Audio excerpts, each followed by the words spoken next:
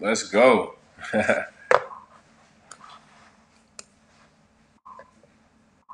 Welcome, everybody. Welcome, welcome, welcome.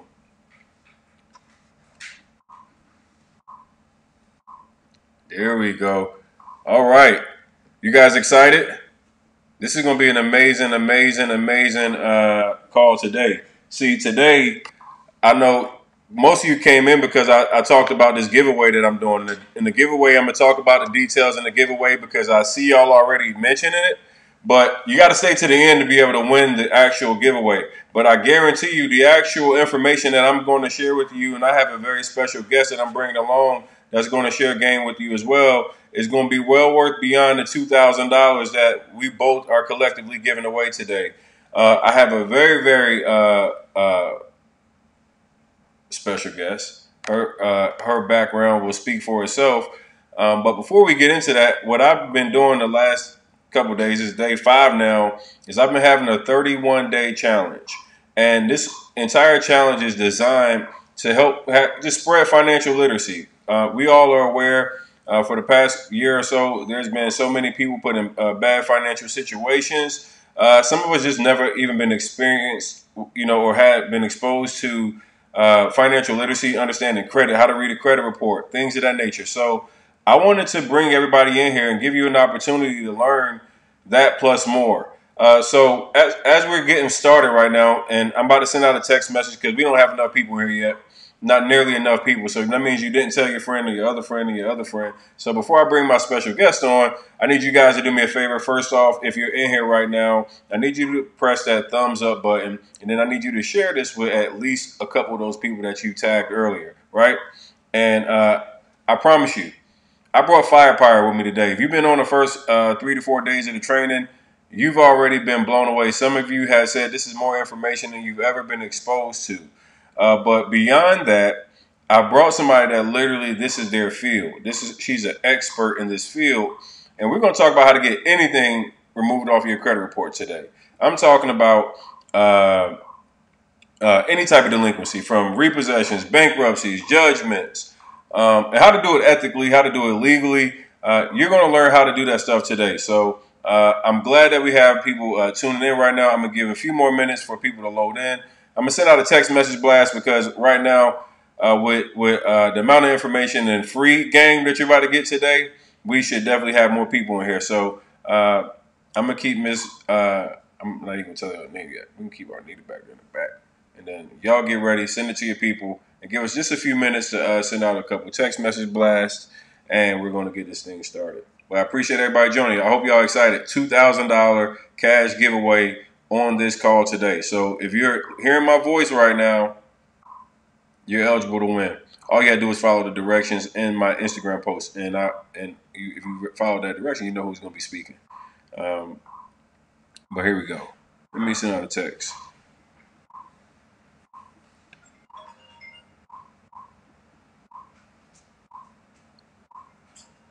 Hey everyone, live right now on YouTube. Join me right now live on YouTube. We have a $2,000 cash giveaway.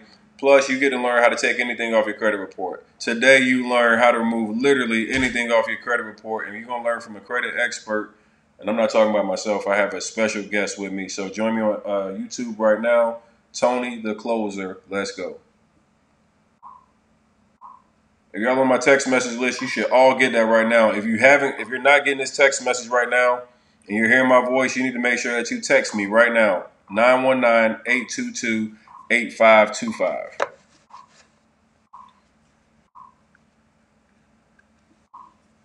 All right. Let's see if I can get it.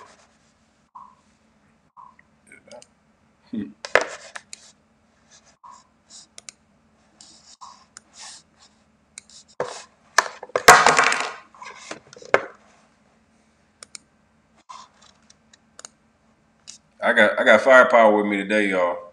She back here and she popping, her hair popping, her eyelashes and everything. I mean, she ain't playing today. You hear me? I can't wait for me cut the camera on. Y'all get to see how my guest came. She came stepping today. I love it.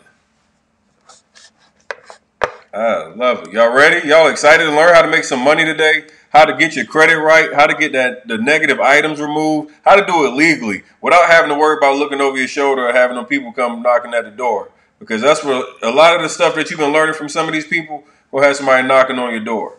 All right? And we want to keep you from going to jail. We want to show you how to do it the right way. And more importantly, get it from expert, right? Get it from somebody that literally this is their field. So it was important to me as I was speaking on credit to bring in somebody that I trusted and that would be someone that wouldn't take advantage of you. So shout out to everybody that's joining in here today. If you got a repo on your credit right now, if you got a bankruptcy, if you got late payments, if you got that pesky old timeshare that you know that you was never going to go to in the first place, that you ain't paid it in like 6 months or whatever, yeah, I know the panic came and you ain't pay your timeshare. We're going to talk about how to get this stuff off your credit report because it all comes as real, right? Life hits you, you thought you was going to be going everywhere, then panic came and then now your credit all messed up. So I got a special guest coming in today. My girl Arnita out of Dallas, Texas. I'm about to bring her on here in a second. And when I tell you, I'm excited to have her because her delivery is going to be straight to the point. It's real, it's direct, and it's important to get that. And I've been doing a 31-day training, and I've been bringing all this stuff to you for free. And she's decided to give you her time for free. So as she comes in, first and foremost, we want nothing but respect to any guest that I bring on here. Definitely her, or I want all the smoke, right? So I want to make sure everybody is respectful in the comments. I want to make sure we showing love. If you come in here and you're getting stuff that's going to help you fix your family situation, how you can, really start working on generational wealth, because credit is essential in generational wealth. Understanding how to manage your credit, how to be able to manage your finances, essential. And she's giving you the game today. She's helped hundreds of thousands of people get their credit repaired. She's trained so many people across the world, has a huge credit repair business, and I'm really, really excited for her to be able to share her expertise on how she's being able to do this and do it legally, right? Because most people are gonna get you in trouble. I'm just gonna keep it real. They're gonna do something that's gonna have you out here looking real sketchy. You're gonna be out here with bank fraud, wire fraud, and the feds knocking at your door. And I'm just gonna tell you, I know some people that had that happen, and this shit don't feel good. It ain't what you want. It's all good till it ain't good, right? And ignorance isn't an excuse, all right? And we're gonna talk about that, because if you got somebody that's signing credit applications or doing something in your name or using your social security number, guess who they're coming for? They're gonna come to you. So we're going to talk about how you can get anything in 2021 removed off your credit report, how you do it the right way, trusted sources, trusted resources that you can actually use right now to get this going. So let me go ahead and bring Arnita in here. Let me see if I can share this properly. I'm on Ecamm Live. I haven't been using YouTube, so I want to make sure I'm doing this properly. So if we don't see Arnita properly, please let me know in the chat as I add her, because I don't know what the hell I'm doing. Hold on one second.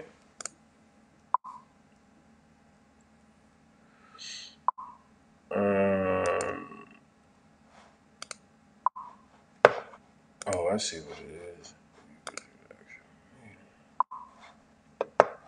All right, let's see if I can fix this. I see you partially on the screen. This looks so wrong. Why is this not right? And I'm going to unmute you, Arnita. Can you unmute yourself?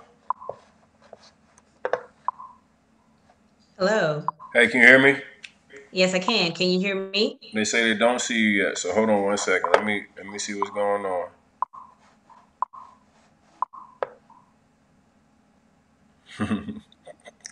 I don't know what I'm doing on this app right now, y'all. So don't be out here judging me. I'm trying to get it right so we got Arnita where we can see her, but it's been acting up for us a little bit. I'm not gonna lie.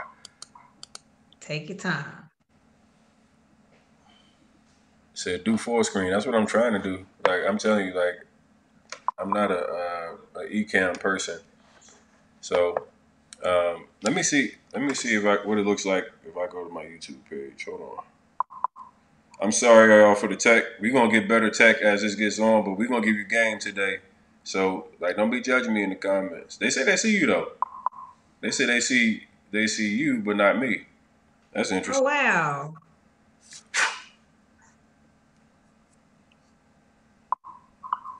I'm sorry for the tech. Okay, so I see what they see. Hold on. How do we do this?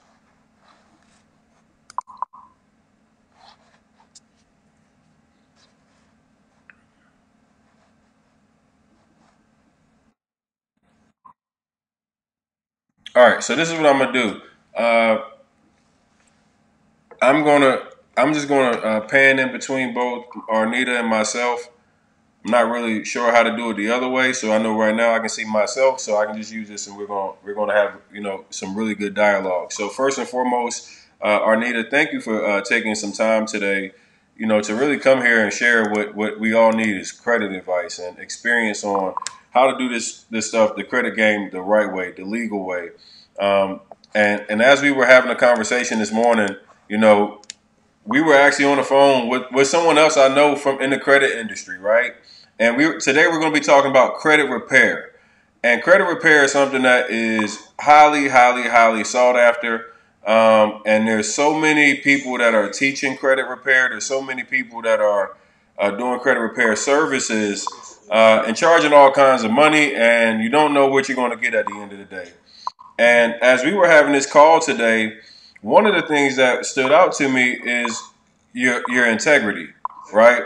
The first thing that I heard that really resonates with me is the integrity piece. You wanted to make sure people, as they got educated on credit, that they knew how to do it on their own. But if they use somebody, how to find trusted sources, and even you knew some of the laws and regulations about upfront fees and things like that. Things that I hadn't even been informed on, right? Which really opened up my eyes and gave you more credibility in my face, right? Because when I put people in front of my audience, I think I have a huge responsibility to make sure that that person is going to be honest. Is going to be somebody that's going to be able to get them the results that they say that they can do. And at the end of the day, I've been in jail before. I don't want my audience going to jail based off something that I say or that somebody else is giving them, thinking that it's good advice, right? So instead of me stepping on my own toes and saying something improper, I wanted to give you the opportunity to kind of come in and give us your credit expert advice on the proper ways to clean your credit report. Now, in this 31-day challenge, one thing that stood out to me was how many people didn't really know the basics of credit and even where to find their credit report at, right? So we started from ground zero, literally just, hey, going to annualcreditreport.com, getting a free copy of your report, understanding that every year you can get access to all 3 copies of your report for free.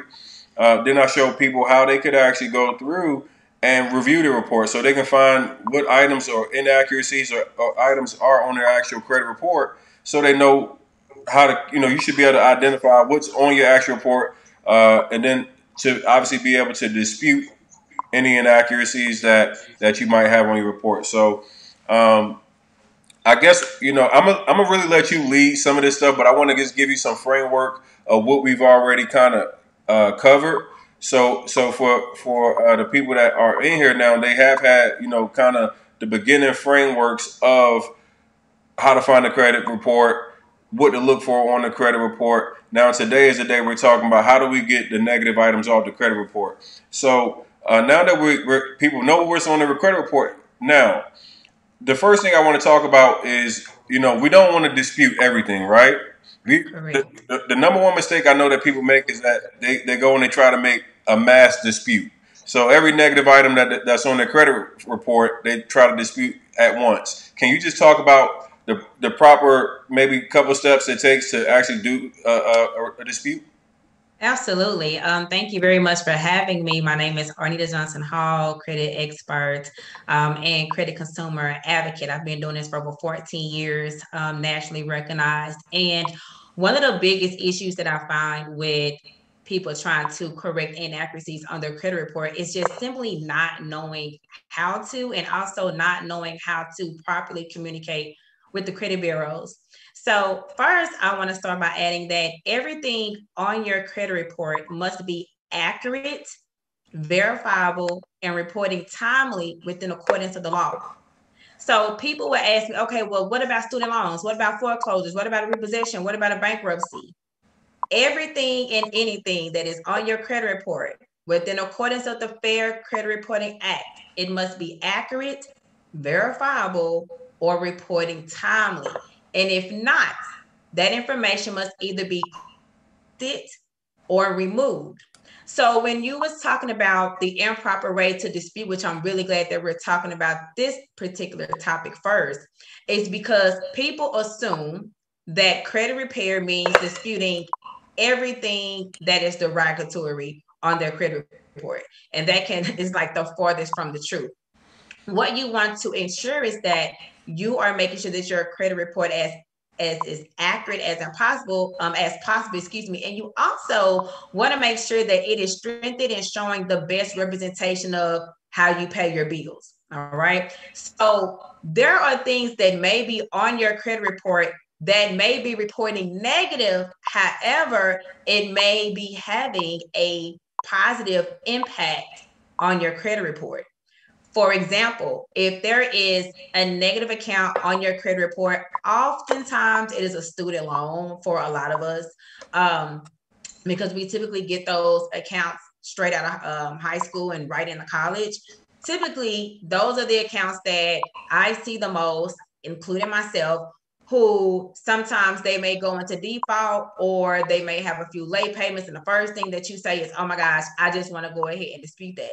However, if it is the longest reporting account onto your credit report and it is contributing to your credit history, okay, if you dispute that information with the credit bureaus and it is removed, yes, it may have been a negative account, but it was contributing to your credit history. By removing it from your credit report, your credit score is actually going to go down and your credit report is going to look less established. All right. So the goal is to ensure that when we are disputing information on our credit report, we want to make sure why are we actually disputing this information and what do we want the outcome to be.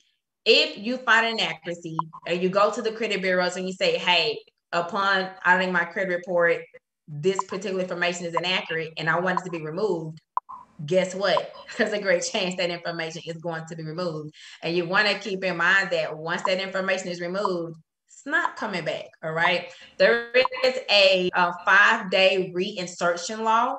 And what that states is anything that is removed from your credit report, the credit bureaus have to inform you within 5 days that that information is going to be reinserted. And I can tell you the chances of that is slim to none. I've been doing this for 14 years and I can literally count on my hand how many times I've seen it. Literally, maybe 5 in the 14 years that I have been doing this. So I say all of that to say that when you are challenging derogatory inaccuracies on your credit report, you really want to think to yourself when you are creating your plan of action on how you want to dispute this information, do you want it to be removed or do you want it to be updated? Right. All right. So now the first thing I know is really important, and when people start the dispute process, I think a lot of people initially go straight into like, hey, I got a repossession of a car or a credit card. That's probably not where, and from my personal experience, and you can help me out with this, right? That's probably not where you should start. I think you start from old addresses, any incorrect information as far as names and things of that nature, right? So in the initial dispute process, we want to, instead of going right after like your big negative item that you're trying to get removed, typically what happens is your credit is going to be matched based off old addresses and places that, well, even like your old workplaces, right? So previous employers or what else we got? There's a couple of different things that they'll use to try to verify you. So you want to go and take off anything that's not current, right? So first thing, if you know that you lived at 123 Main Street and you just tore every damn thing up that you ever owned at 123 Main Street, my first bit of advice for you is to get a new address and to get a new driver's license or ID card to your new place, because I'm gonna be disputing that old address of 123 Main Street just because I know I just caused all kind of chaos there. So I want that off my credit file as quickly as possible to detach myself from that. Is that accurate, Am I giving good advice there, Arnita? Yes, for the most part, and I'm actually kind of like, okay, he kind of know his stuff. All right. So just to add on to that, yes, that is partially correct. Now, there are several reasons why you want to ensure that the personal information on your credit report is accurate and most updated as possible, and there are several reasons for that. Okay, so the first one is the more addresses on your credit report, it causes you to look unstable. Okay. And creditors want to know that in the event that they extend credit to you, they want to know where they can find. All right. They want to know how stable you are. If you're someone who have numerous addresses on the credit report, they may get the assumption that you move around a lot. All right. So you want to make sure that your most recent mailing address is to be reported onto your credit report. Now, I get a lot of kickback from that because I get people who say, well, I don't want my debtors to find me. I don't want these collection agents to find me. Well, here's the thing. If you know how to properly dispute inaccuracies on your credit report or just information on your credit report, period, if you know how to properly communicate with the creditors, collection agencies, and the credit bureaus, then there's nothing to fear. You want to ensure that you are receiving all correspondences that has your name on it, okay? Because also, too many addresses on your credit report can increase your chances of identity theft. So you want to make sure that any correspondence that is related to your credit is to be sent to an address to where you receive, that type of information. Now, a great one that Tony said that I really like is you want to definitely make sure that any type of old addresses, especially that is attached to derogatory, inaccurate information, is removed from the credit report, because there are some credit bureaus that will automatically verify that information as accurate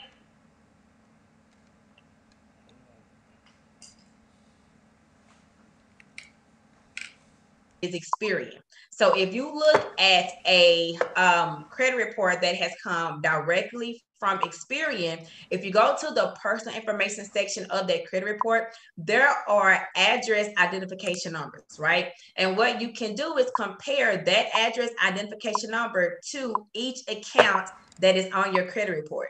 So more than likely, if you dispute an inaccuracy on your credit report with Experian, and that address identification number is attached to that derogatory account, and you say, hey, this information is, inaccurate, it needs to be removed, or I have no knowledge of this account, it needs to be removed, Experian may update that information and verify it as accurate solely because that identification address number matches the account.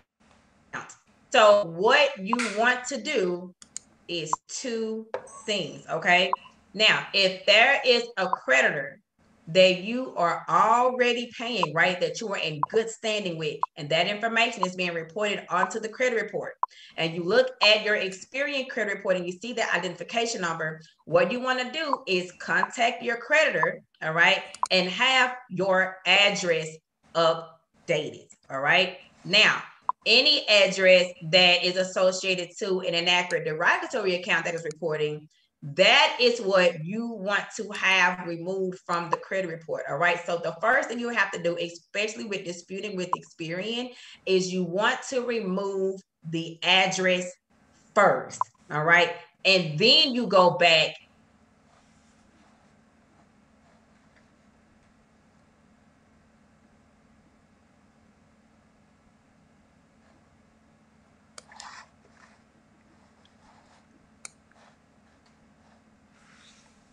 round, and that is oftentimes people think the first round of disputes is to start disputing the inaccuracies on the credit report as far as the account goes. But the first thing you really want to do, as Tony mentioned, is disputing that personal information.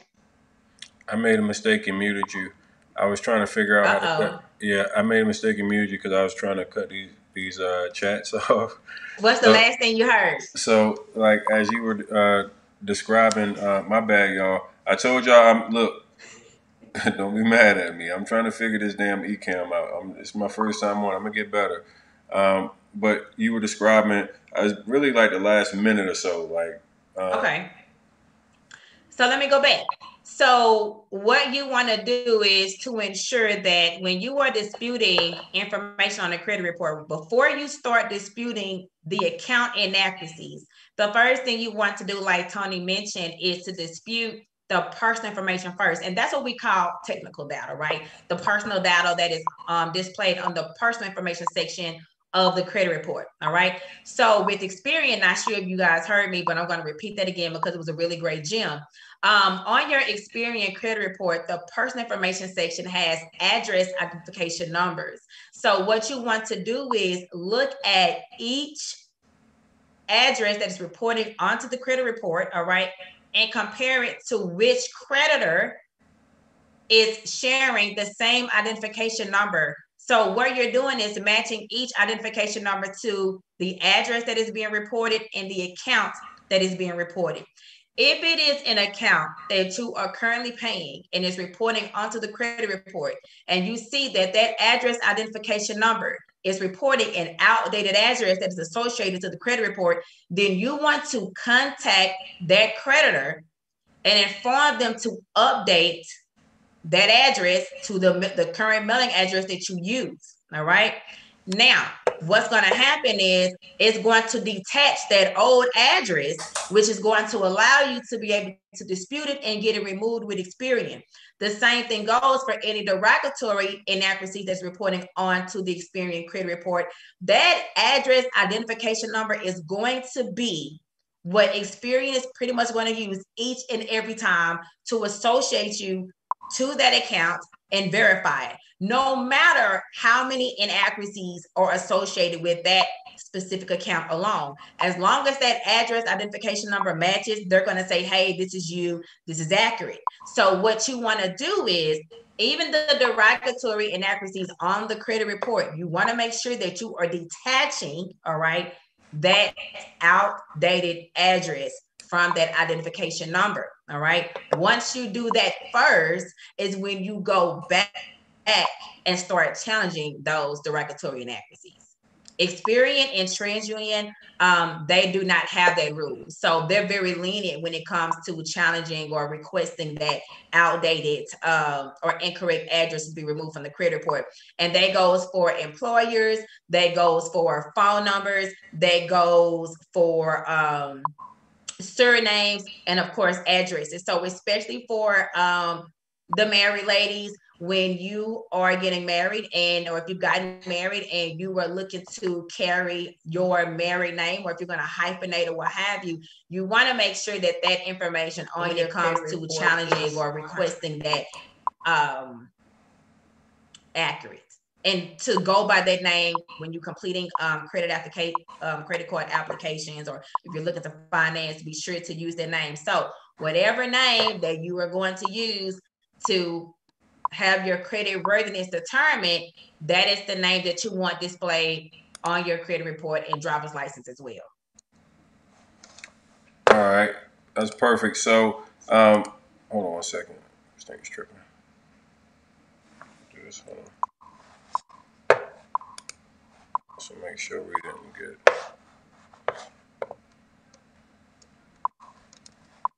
All right, cool. All right, so I'm loving the game, right? Because you just told me something that I wasn't even aware of with Experian. So even though I've been doing this and I know how to get stuff off my credit, like even just how the IDs are being attached based off that actual account, and how in order to get that removed, you first want to update your address. That's a very, very huge gem with being able to do that. I can't fix the popping. That's y'all commenting. If you don't want to hear the popping, stop commenting, and then we won't hear the popping anymore. So every time you hear the little pop, that's one of y'all that's, I've been trying to fix it for that's why I'm messing up the screen and everything else, because I'm trying to get the clicking going. But very, very huge gem, updating your address so that you can now remove an old address. That is a gem. So if you're paying attention, that is a very, very, very key nugget that I wasn't even aware of. Now, I want to ask you a question, right? There's many ways to remove items off a credit report. So you just gave us okay, let's get the basic information, let's get the updated files.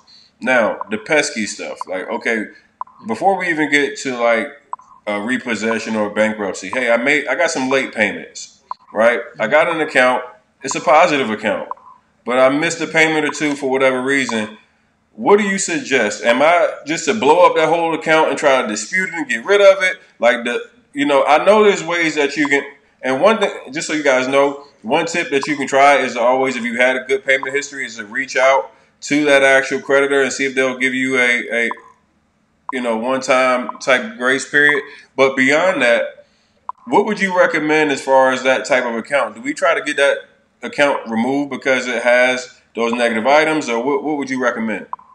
Great question. I do not recommend that, of course, because a few late payments versus all of the good deeds that you've done with, paying on that particular account is not worth having, that particular account removed from the credit report, especially if it is contributing to your credit history, right? And, with strengthening your overall credit profile. So as you mentioned, of course, the Goodwill Letter, right? That is very, very effective, may I add, if you've maybe had like one or two late payments, during the duration of you having that actual account. Another thing that you can do is don't be afraid to find the CEO or the president on LinkedIn. I am really good at sweating people. So I want to find you. All right. And if I need something corrected on my credit report, I'm definitely going to reach out to the big wigs and I want to continue to stay on their neck to see what is it that they can do for me. All right. And the next thing that you could do is just because you were actually late, all right, doesn't mean that they correctly reported that onto the credit report. So what I like to look at on the credit report, especially when there's a late payment or what have you, is to look at, there's like typically 2 or 3 lines at the bottom that show payment history, and it shows you the payment history during the duration or the past couple of years that you've had that account. So sometimes you may have been late May of 2021, but they actually reported that you was late June of 2021. Well, although you were late, that information is still reporting inaccurately. All right. And this is a mishap that I see all of the time. So what you would do is contact the credit bureau and say, hey, upon looking at my credit report, I see that this particular account is reporting me late June of 2021, and I was not late of June 2021. Please update this late payment to show, the truthfulness of this actual reporting. All right. So what then happens then, the credit bureaus either go ahead and update the information based off of what you stated, or they will actually contact the data furnisher. And when I say data furnisher, that is the actual creditor that is reporting information onto your credit report. And hence they may say, oh yeah, you know what, you're right. This person was not late June of 2021. It was actually May. They don't go back to update that actual late payment. They just go ahead and clear the entire, payment history for that duration of time. Now, that takes time as well. You also have to keep in mind the more recent negative activity that you do, all right, I like you just simply starting over, all right, because that information is there and it's not going anywhere, especially when it is fairly new. All right. So the next thing that I always recommend, that I always suggest, is to never surpass 30 days late. And if you do, it's going to take 12 consecutive on time payments for that one late payment to not be as damaging on the credit report. So if there's a late payment on the credit report that you are not able to challenge or get removed, simply continue to make on time payments so that it can just move farther back and not leave too much of a negative effect on the credit report. All right. So if somebody makes that late payment, misses that payment, they go past, and just so everybody knows, like we talked about this the other day, but some of you may have missed it. How credit works is you can actually be 30 days late, but you can't be 31 days late. After Thanks. after your 31st, after that 30th day, on the 30th day, you can still make your payment, and it won't go and get reported to your credit report as a late payment. After that 30th day, now it will be reported as a late. So it's important, and it looks like you froze up there, Arnita. So it's important to understand that aspect. Let me get. Did we lose you?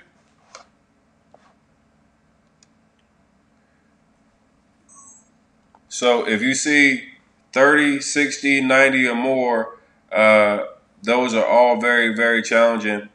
I need to get Arnita back in here. Let's see what happened. Can you see me? There you go. Okay, you was froze. Oh. Am I good now? Yeah, you're good now. You're good. You're good. Okay.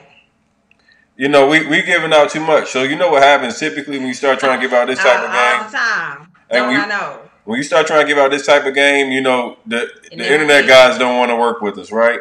But we were talking about the late payments. And I wanted to just I wanted to touch on a couple things. So we know that, okay, if somebody makes this mistake and they're beyond that 30-day late, is there any way, you know, like if I'm trying to get my house or something and I just lost, you know, sometimes if you don't have fairly established credit, a late payment can be 50 to 100 and something points. It could be a drastic drop. Is there any ninja tricks or anything that you would recommend, like if the Goodwill Letter doesn't work and you know, what's like that desperation last heave type situation? Because I don't want to wait 12 months, right? A lot of us can't afford to wait a year because we ain't gonna make 12 payments straight, right? Oh, I hope not. I mean, wait, no, you have to, like, especially in the lending world, from, you know, working with mortgage affiliates. That's one thing they don't play with. They're like, hey, in the midst of this home buying process, you know, from the time you are approved to the time of closing, we're not going to accept any late payments whatsoever, or you will no longer qualify for that mortgage. So one of the things that you just want to make sure of, and I don't play any games with that, that 30 day, and this is where you got to contact your lender, because some are 31 days, some say 30 day at 5 o'clock, at 1 p.m. Central, Eastern. You need to contact your creditor and ask them, hey, what day am I actually late? And you want to make sure that you are not surpassing that, because again, lenders want to know, what are you doing right now? How do you pay your bills right now? And if you cannot show them that you are consistent and responsible and disciplined to make your payments on time, and they feel like, hey, 30 days is more than enough time, so you mean to tell me your minimum payment is this, and you don't have that minimum payment set aside somewhere in a savings account or in a glove compartment up under the mattress to make this payment? Unfortunately, that is just how they look at it. And for me, in the 14 years that I've been doing this, if you don't have that Goodwill Letter, if you aren't able to contact the CEO to see if you can get that late payment removed from the credit report, if you cannot dispute it with the credit bureaus to get that credit. Hold on. I'm gonna just pause you for 1 second, because you did mention this, and that was the other hack that I just let go right by. You gave a very, very huge gem. You're reaching out to the CEO. Hold on. Yes. Hold on. Like, let's talk about that for a second. Like, that's it. Because my bad earlier for not unpacking that, because I know a lot of people that might have went right beyond their head. You're finding the CEO of who, and what are you doing? Oh, I'm finding them on LinkedIn. I can find their mamas. Okay. If I need this removed, I can pull a code red and find where you at. Okay. So oftentimes what people don't understand is, when you are disputing late payments, or let's say you want to call the creditor and say, hey, you know, I want to get this late payment removed in good faith, oftentimes you're talking to the CSR, you know, you're talking to the rep. And then if you say, well, you know what, I want to speak to the manager, oftentimes you're really about to get the lead. You know, it's going to take you a few steps before you actually get the person that you want to talk to, because oftentimes they can't even make that type of, you know, demand. All right. So what I highly recommend you do is two things. All right. For one, on your credit card statement where it shows dispute addresses, you can mail them a letter there, or you can find the CEO on LinkedIn, or a good Google search will get you to where you need to be. But LinkedIn has always been very effective for me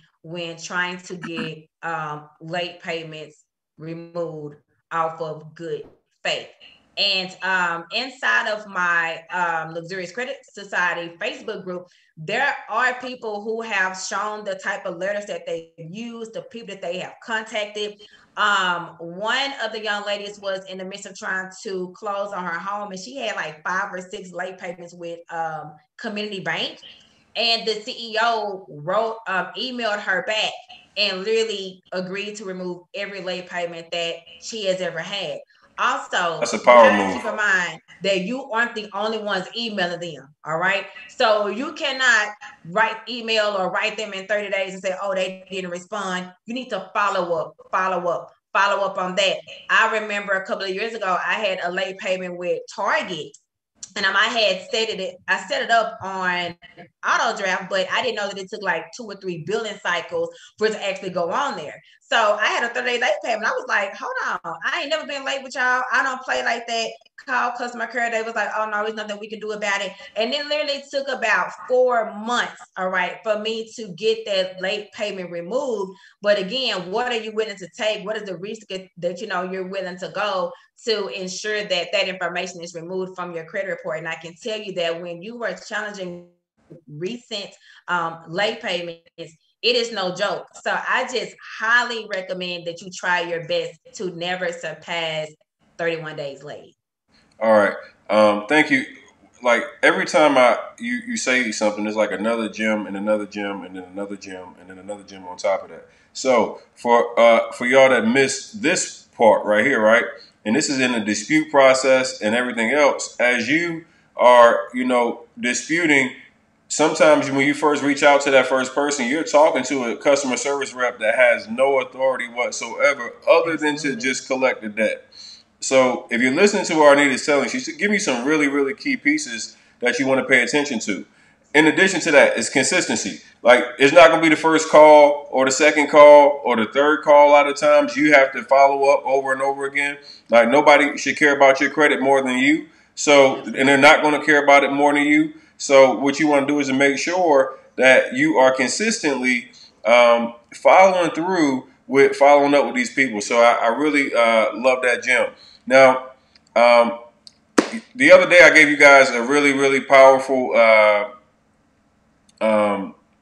gem using creditboards.com. So I'm not sure how many of you are familiar with creditboards.com, but this is a website that basically is a forum that has all the forms and all the stuff that most people sell. Like it's in there for free. So if you got medical expenses or if you got, medical bills, if you got repossessions, there's literal forums with people who have, been through whatever you're going through. So you can use these type of resources, right? And more importantly, I want people to have more than one resource. I bought Arnita because I know what she is. I know, like, if anybody needs a direct connection of somebody that's going to be legit, somebody that's an expert in this industry, I wanted to give you a direct connection to somebody I know is going to get it done, but do it ethically, and you never have to look over your shoulder. Um, when it comes to like the bigger things, right? We got judgments, right? What strategies, and we know about opting out, and I want to talk. I see your face on that, right? So I want to ask you about opting out, and I'm asking y'all for. Listen, I'm trying to pull every bit of everything out of our need today, y'all. I'm talking about the real expensive stuff, right? Where people pay thousands, and this I'm sure she's been around a long time. These are some of the things that people are really, really powerful with, right?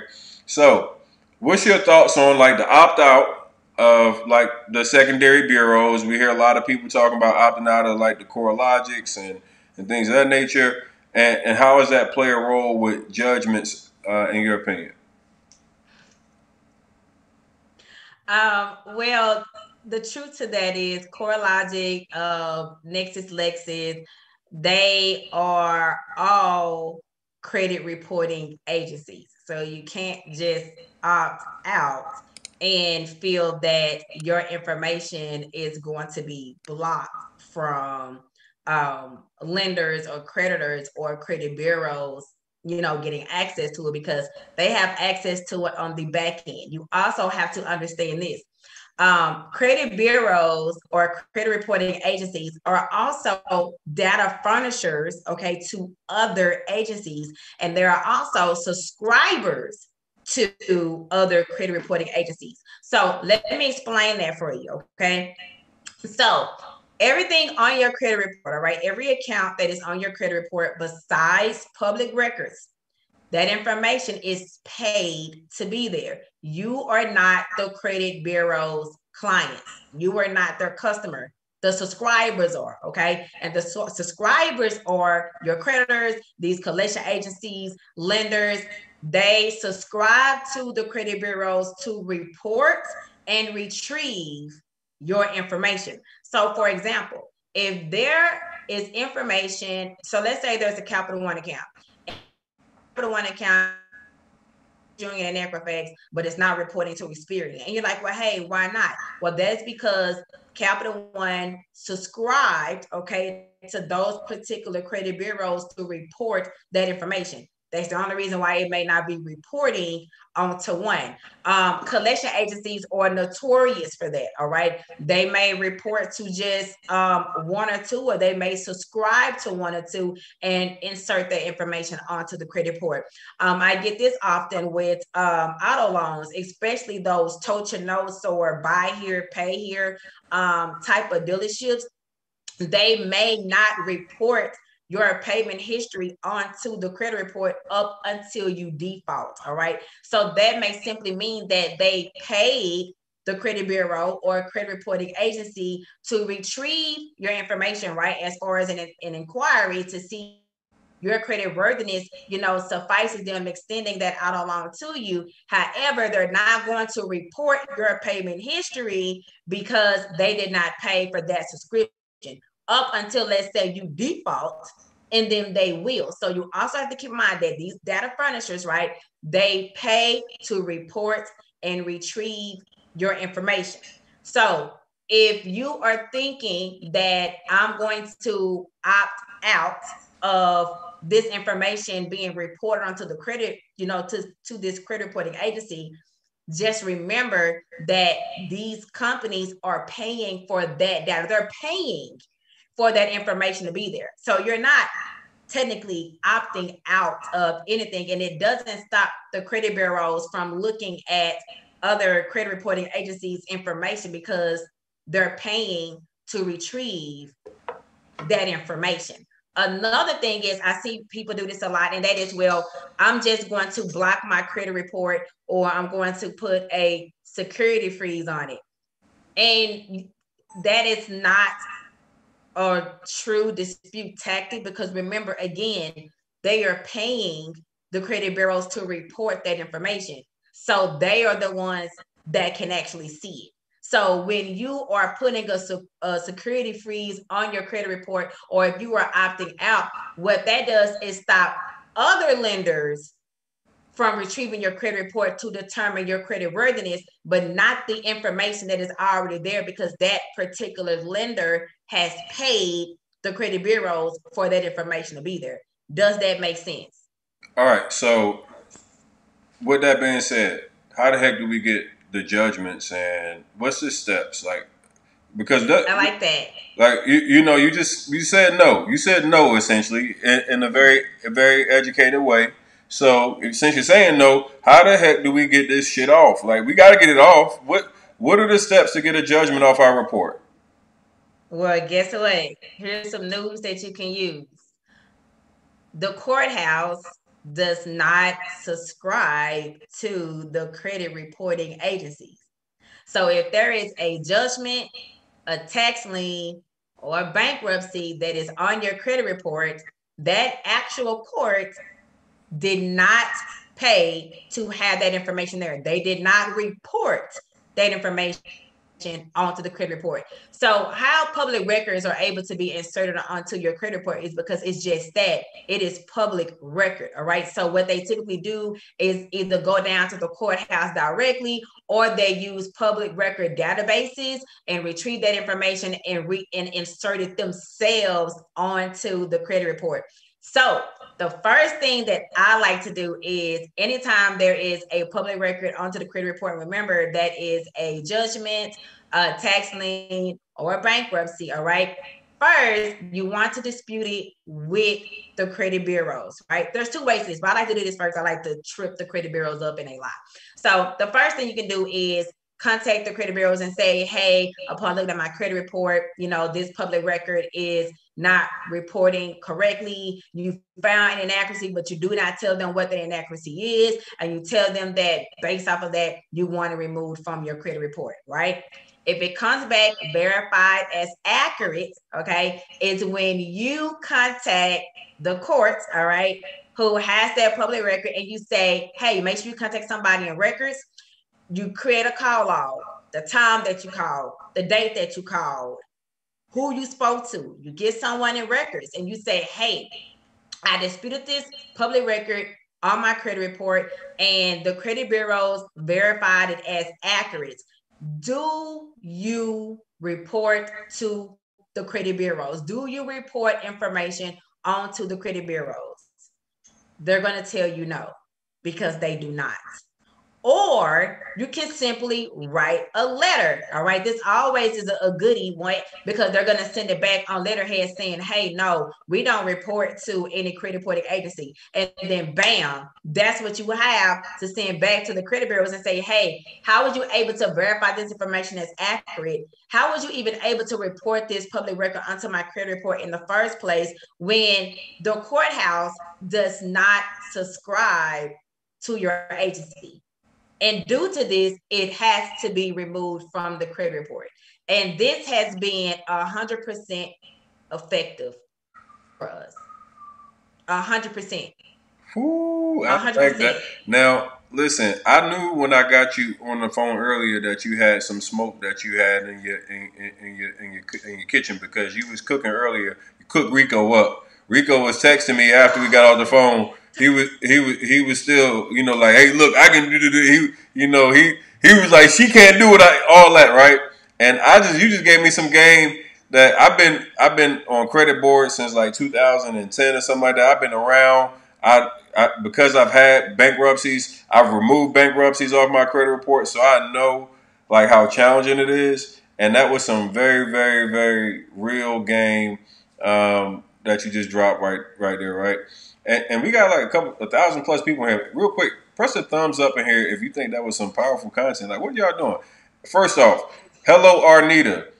Everybody's been commenting, like, where do we find this eloquent woman that's giving this game? What's up, Mayo? Hello, Arnita on Instagram. Also, her handle for her credit page is luxury. Give it to me. Luxurious Credit. Luxurious Credit. Yes, sir. So go to Luxurious Credit on Instagram, or hello, Arnita. You can follow her. I want you all to follow her. If you follow me, you support me. If you hear my voice, press that thumbs up button and make sure that you follow Arnita on social media, right?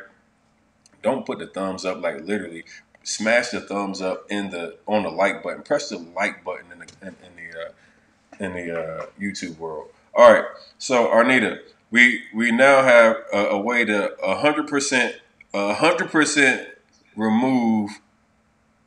Damn, that's powerful. 100% remove tax liens, judgments, bankruptcies off your credit report. And that was for free. And I know some of y'all in here in the comments right now got all that on your credit report because y'all ain't paid nobody back. Even you owe your moms and your cousins money. So I know that that's going to be a powerful tool.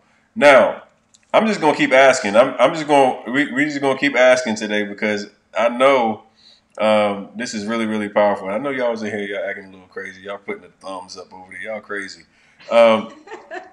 And Arnita, like, there we go. Now I see the numbers going up for the likes, right? So Arnita just gave y'all literally 100% way to be able to get probably the most difficult in my opinion, which I mean, from my experience, it's been very, very hard to get judgments off. Um, now, her name on Instagram is Hello Arnita, and I will Arnita. and just for everybody, I will send out a text and an email with all her details where you can find her, all her social, and it will be pinned at the video at the bottom at the end. So I will make sure you'll find her. She'll be tagged on all my socials as well, because I'm telling you, like, financial literacy is important. Understanding credit is beyond one of the most important pieces to growing Black wealth, generational wealth. Absolutely. And too many people are literally preying on our own people on stuff that we should have access to. And I literally was on a call with somebody else, and I called Arnita, and she was more than willing to hop on here today to be able to take her time and come in here looking amazing, and then drop gym. Like, I mean, like, I'm about to use some of this shit on my own. Like, like, you hear me? Like, so she is really giving it to us. So I want to make sure y'all go follow her. Hello Arnita on Instagram, and Luxurious Credit. Those are her socials. They said that was a buffet you just served, and they full of tab. But hey, look, even though she served a buffet, like now I'm trying to get some dessert, right? So we asked about how to get the late payments off. We asked about judgments. Now let's ask about, like, the one thing that everybody wants to know, like installment loans, student loans, things of that nature.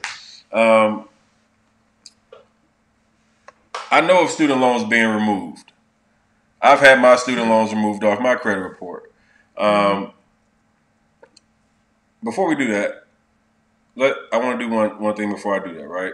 Can we talk about the importance of understanding the statute of limitations? Absolutely. Because that's a good one. Like, most people don't talk about that, and because I got an expert here, I want to really just make sure I bring up some of the most important topics, because people, really overlook, like, the things that will make or break you in the credit industry, and definitely when it comes to knowing if you can get sued and things of that nature. So, can you just speak on statute of limitations? Absolutely. So, when it comes to how long a creditor has to sue you on an unpaid debt, that depends on the state in which you reside. Okay. So do not confuse the statute of limitation on how long a creditor has to sue you versus the statute of limitation, which determines how long negative information can remain onto your credit report. And some people assume that is the last date that the account was open is 7 years from that date, or 7 years from the close date, or 7 years from the charge off date. And it is 7 years from the last date of activity. Last date of activity. Yep. It's 7 years from that. And I have challenged so many so-called experts in this industry. I mean, literally sat down with one of the biggest experts in this industry, and he said, no, it's the last date of the close. I said, no, it's not. It is the last date of activity. All right. I have witnessed with my own eyes, all right, people contacting creditors and choosing to make a payment or agreeing to make a payment, and that statute starts over. I've seen it. No payment was ever made, just the agreement to.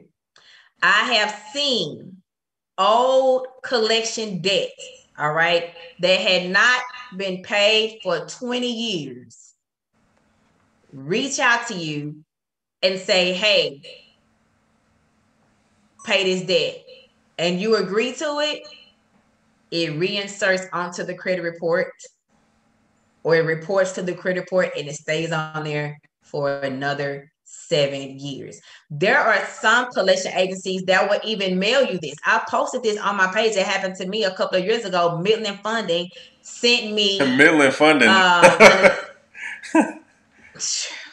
Midland Funding tried to get my mama for $19,000 a couple of years ago. And by the grace of God, I just so happened to go to my mother's house and I seen her on the phone with all her bills spread across and her checkbook on the phone with a collection agency. And I said, Mama, what are you doing? And she was like, oh, I had this old Discover bill. It was $19,000. And I'm on the phone with a collection agency. And they're saying if I don't pay it, they're going to take me to court. And I literally must have snatched that phone. But my mama was so freaking out. Like, no, don't call my mama. Like, communicate with us via post and mail. And I literally went back and forth with Midland Funding to get that $19,000 unvalidated debt removed from my mother's credit report. So I'm gonna go into that in a few because I gotta go back in order to move forward. So when it comes to the statute of limitations, it is the last date of activity. All right. So you do not want to go and start waking the dead. Oftentimes during tax season, when these stimulus checks was rolling out, these collection agencies and these creditors was reaching out to y'all left and right saying, hey, now is the time to do what's right and pay this old debt. And the minute that you went in and agreed to or started making payment arrangements, you have now tied yourself and associated yourself to that debt. And the time has reactivated and it's going to start over another 7 years. All right. So can I just ask a point on that? And I think it's important when people are having creditors reach out to them, never assume that debt. Absolutely. Never, it is all alleged. It's all alleged. It's like allegedly you're talking to me. So like I just want to make sure I just mention that because a lot of people asked me that last night. They were asking like, hey, look, if somebody reaches out to me or an attorney calls me, they still have the burden of responsibility to prove that you own that debt. So until they verify that debt, you don't own any debt. You everything is like, I want to get more information. I need you to verify this debt. And I didn't mean to cut you off, but I do want to make sure people understand that piece. Yes, because there is a difference between debt verification and debt validation. All right. So oftentimes when these collection agencies are reaching out to you, they cannot validate their debt within accordance of the law. They don't have any information on it whatsoever. I've seen this with my own eyes. These debts can be purchased, all right, from these collection agencies or these debt buyers from literally 10 cents on the dollar, all right, and turn around and attempt to collect from you for the full amount. So imagine a cable debt that you failed to pay, that cable company sold to a collection agency on a USB drive filled with thousands of people who hadn't paid them on an Excel spreadsheet for literally 3 cents on the dollar. All right. A lot of these collection agencies, which they call paper on their end, like your portfolio, any debts or information that they pull from the original creditor that you defaulted on, that is called paper in their world. And the more paper that's attached to that file, the more that portfolio costs. So a portfolio can go from 3 cents up to 10 cents up to $1, depending on what all the creditor attempts to attach to that file. For example, if they have your driver's license, if they have the actual agreement, if they have the billing statements or what have you. A lot of these collection agencies say, hey, these people don't ask for that no way. So just give me the Excel sheet with their phone number, the last address you had for them, and the amount that they owe, and we can do the rest. So oftentimes, when they attempt to reach out to you to collect the debt, because that's all they can do within accordance of the law, all right, they are wanting you to provide more information over to them, for one. And for two, the next thing they want to do is just start paying, because as soon as you do that, they don't have to validate anything else because you have now agreed to that alleged debt. Yep. So when you see collection accounts on your credit report, the first thing you want to do is request debt validation. Prove to me that I legally have a binding association with you, because I didn't go into debt with you. I defaulted with the original creditor. So show me where you extended credit to me. Mm-hmm. Show me where I have done business with you. show me that you have the right to attempt to collect this alleged debt and that you were attempting to collect it from the correct person. Mm-hmm. That is your right. But if you don't know your rights, you don't have any. If you're in a rush to do something, then and you start binding yourself, that you say, oh, well, you know what? Now I don't want to pay. Oh, okay. Well, now I'm going to take you to court because you have now bound yourself to that. So it is very, very important that when you are talking to these collection agencies, that you are making them legally prove to you that they owe you. I mean, that you owe them. And I said this last night. You don't need to be talking on the phone with them no way. All right? So one mistake a lot of y'all make is you get on the telephone, you're not prepared to have that type of conversation, and these people are trained to trap you. Like, so they're going to try to say shit to piss you off. They don't care about nothing about what you got going on. They want you to start being disrespectful. They want you to own that debt so they can say, hey, I now verified this debt. I now verified that I have talked to Arnita. So when they call on my phone, hey, first off, any attempt to collect a debt, you need to keep it in writing. So you can mail me only.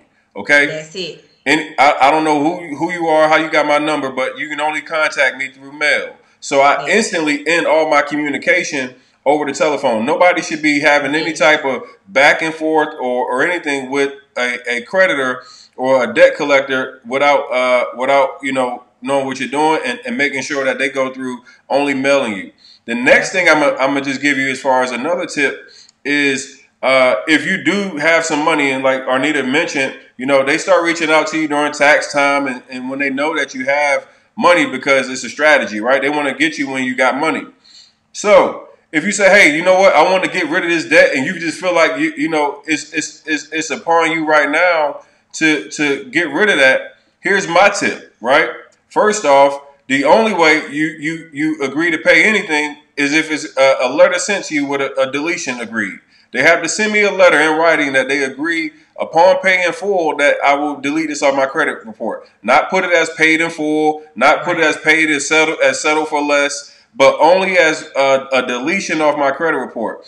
More importantly, with being able to do that, you're still not assuming that debt, right? So I've literally had conversations where I sat on the phone with them and I said, hey, look, I don't know whose this shit is.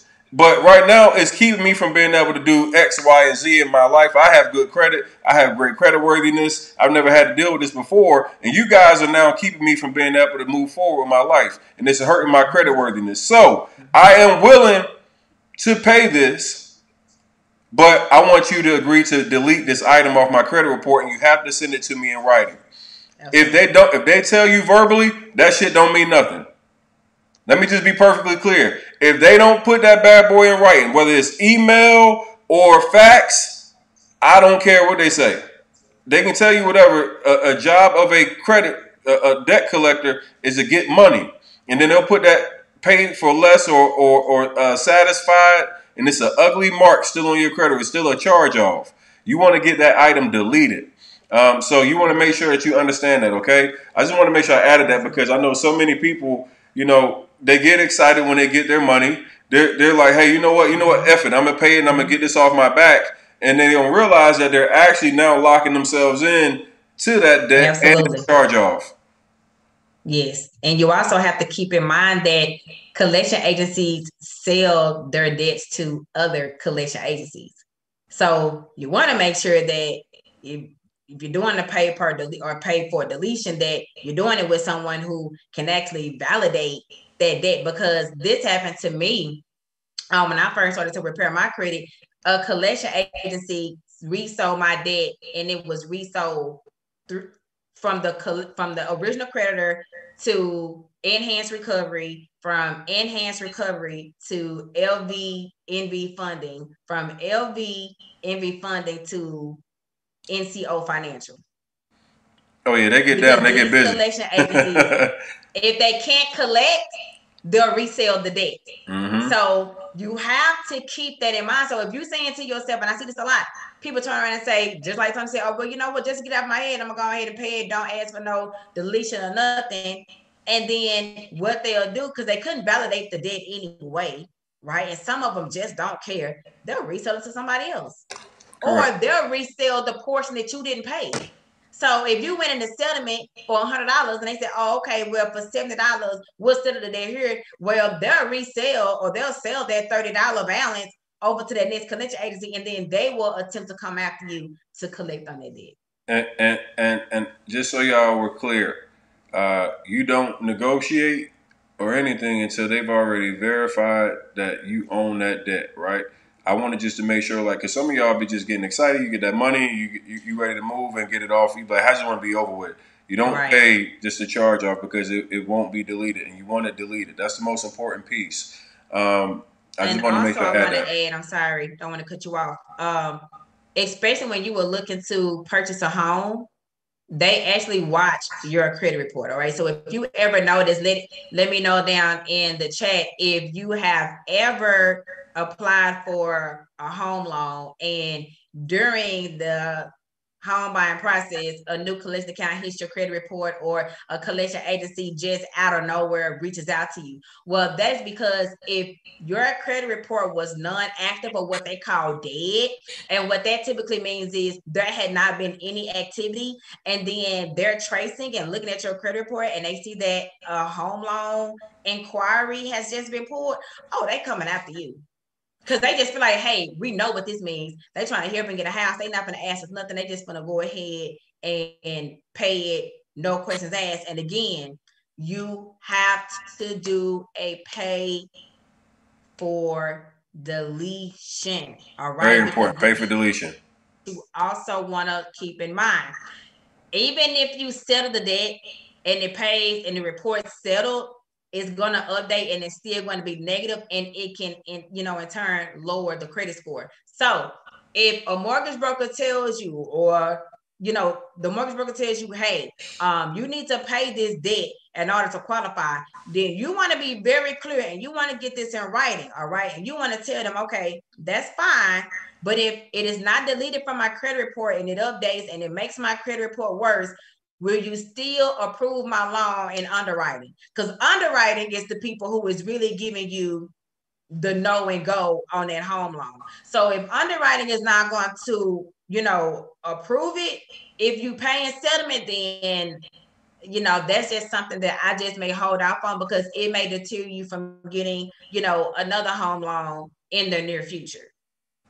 Yeah. So that's really, really powerful. I mean, we're giving away some game right now, but more importantly, I'm reading the comments, Arnita, and they're getting blown away. And I'm reading people who have never heard this before, and I'm hearing people that are reading that, hey, oh no, I just paid somebody off a few months ago. So it's people in different places right now, and they're learning, on the go. And this is why this is important because there's so many people that really have never been educated on credit, or obviously life happens, and then when life happens, you don't know how to get yourself out of some of the stuff that you got yourself into, and then you feel like for 7 to 10 years you got like a nightmare behind you, right? That's a long time to be have a negative item kind of running after you, and that's the importance of understanding.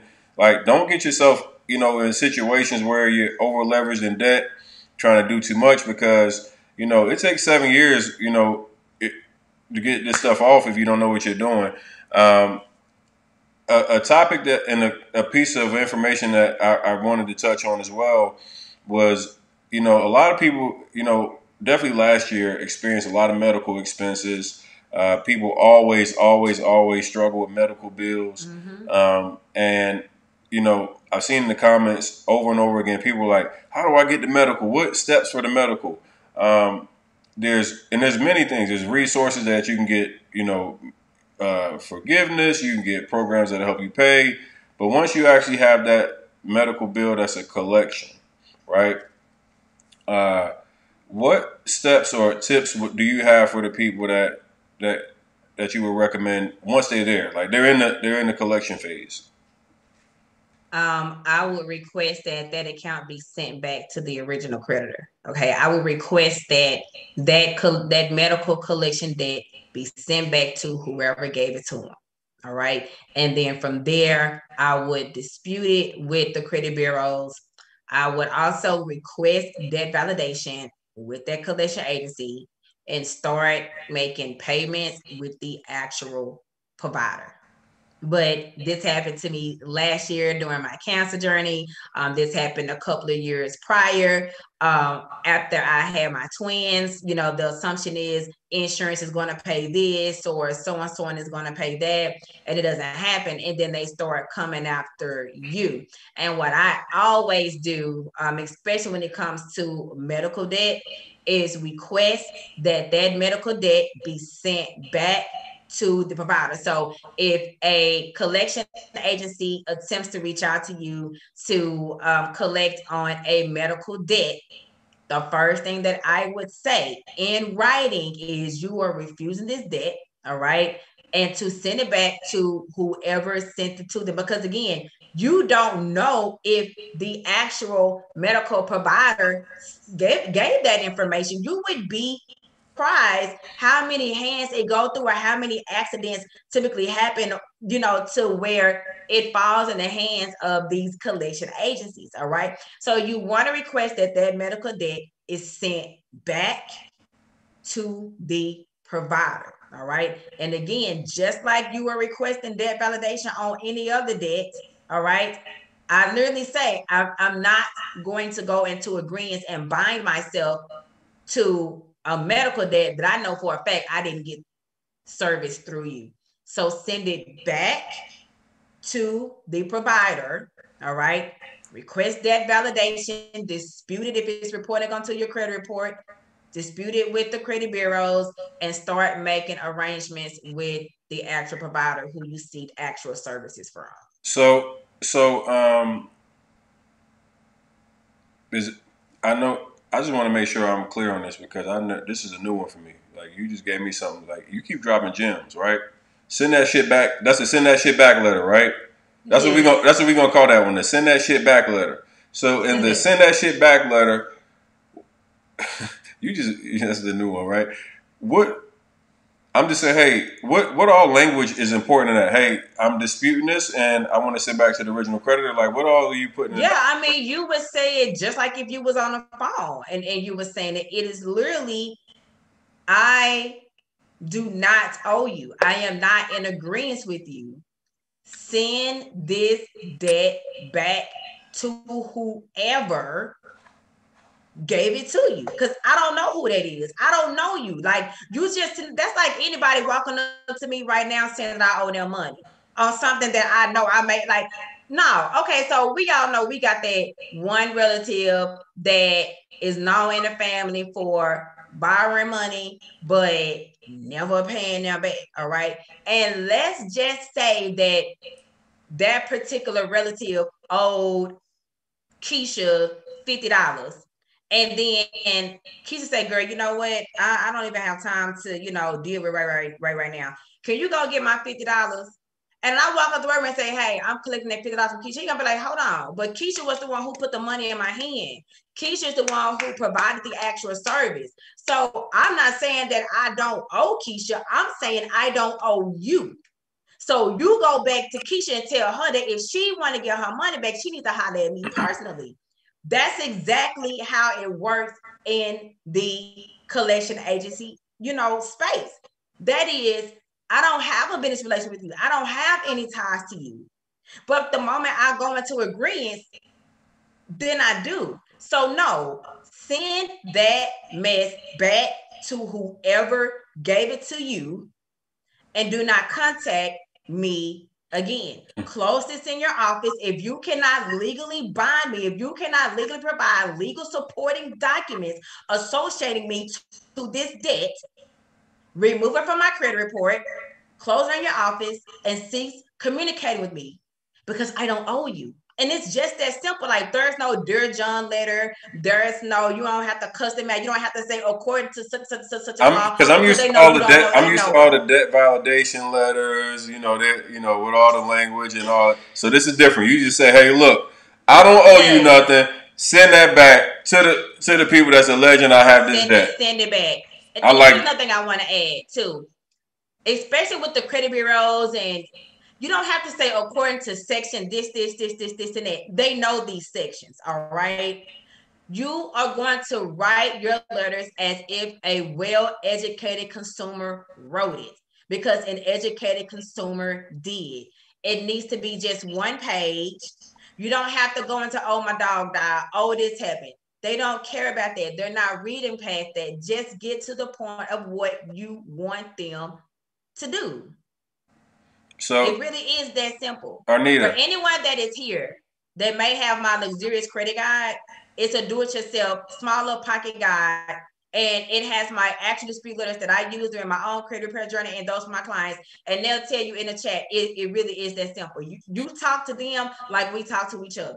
So Arnita, a lot of people are like confused because they're like, "Hey, I remember you supposed to write HIPAA letters. Like you just gave me some because that's what I, back in the day, that's what I was, I was on the HIPAA letters and the, all that. So you just told me to send it back trick. Like I've never heard to send that back trick. You just gave me game, right? Yes.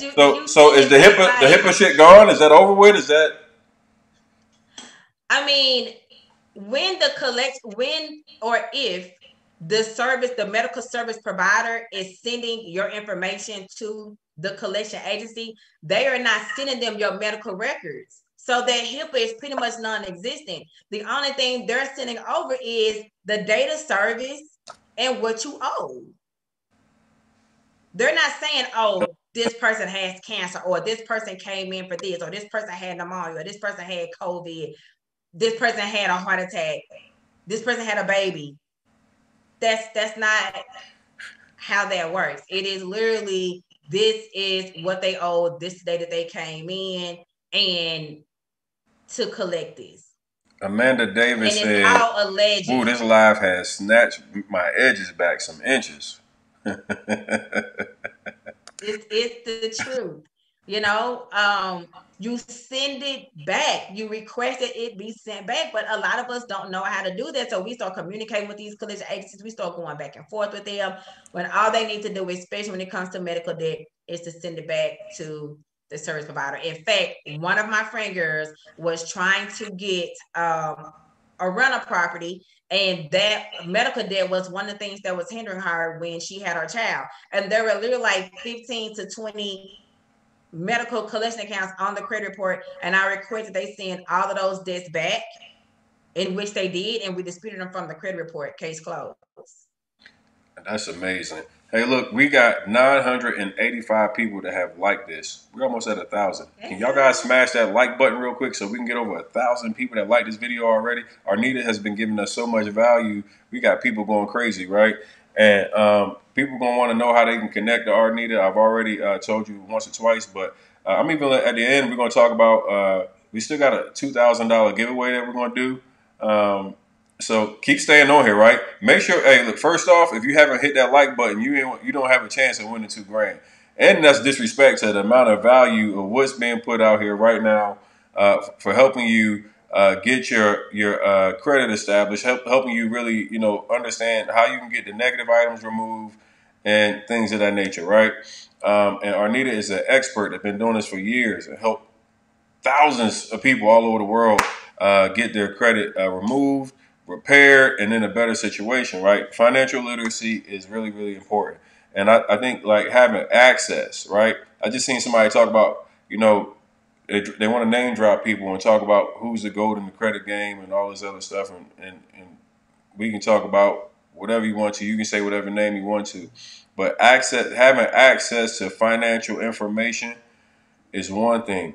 Pricing yourself out here to make sure to position yourself as the best is another thing.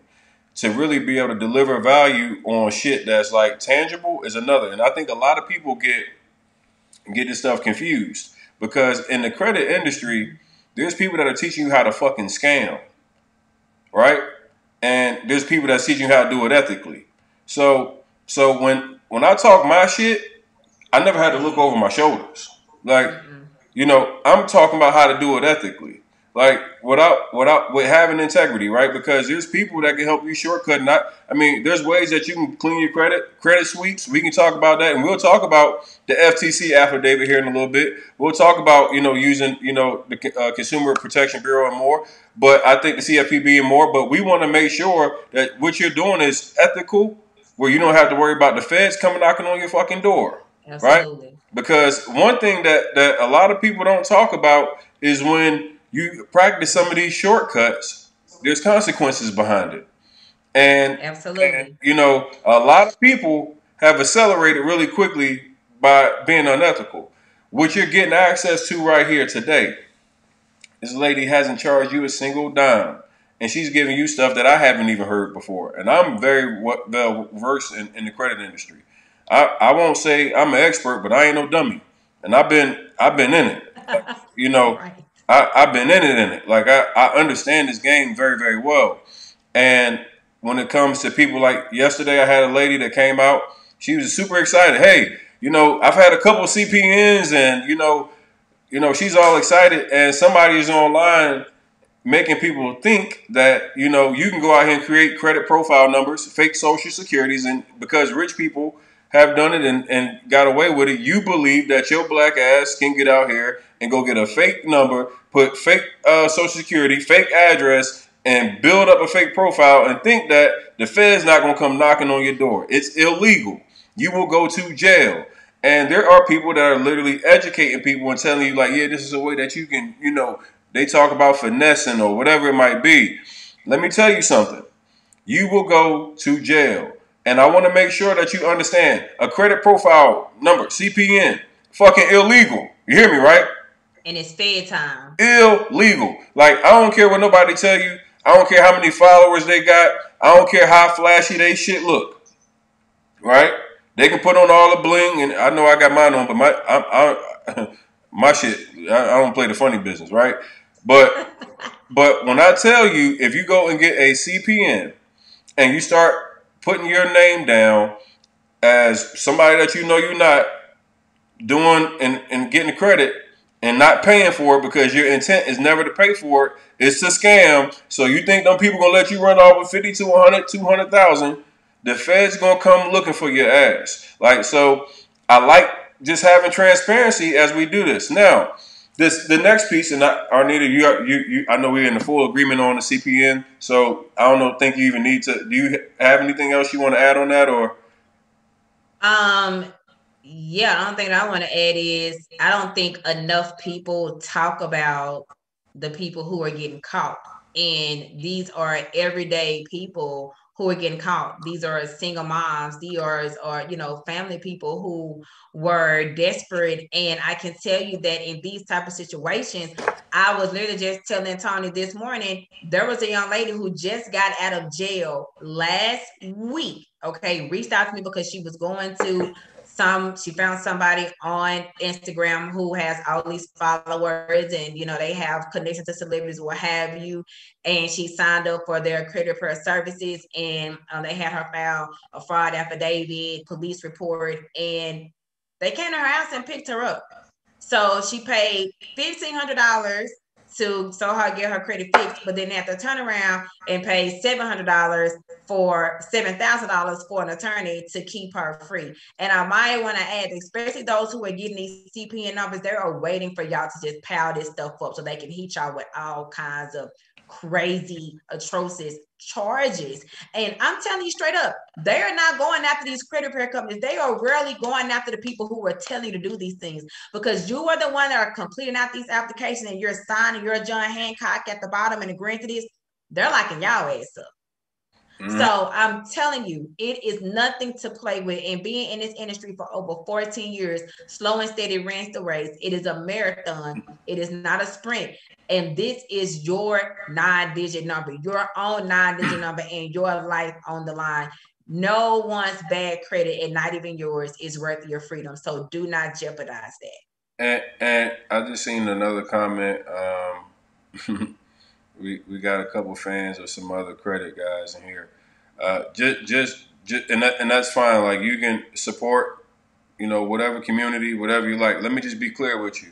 I see you said that you got $75,000 in funding in 3 months. That's not jack shit. Just so you know, that's easy money. And when you know how to do this stuff properly, like, you can get hundreds of thousands of dollars. Okay, so I think, when you start coming and you got people in here that really do this stuff and been around it for a long time, sometimes just you don't have to come in and promote. Just pay attention, because you might learn something that you didn't learn in one of those other programs. Because I'm not here to knock another program. I'm here to educate people who are actually needing this information, right? So good for you and all the success that you got, but you know it's a lot more that you can be had. I mean, 75 grand.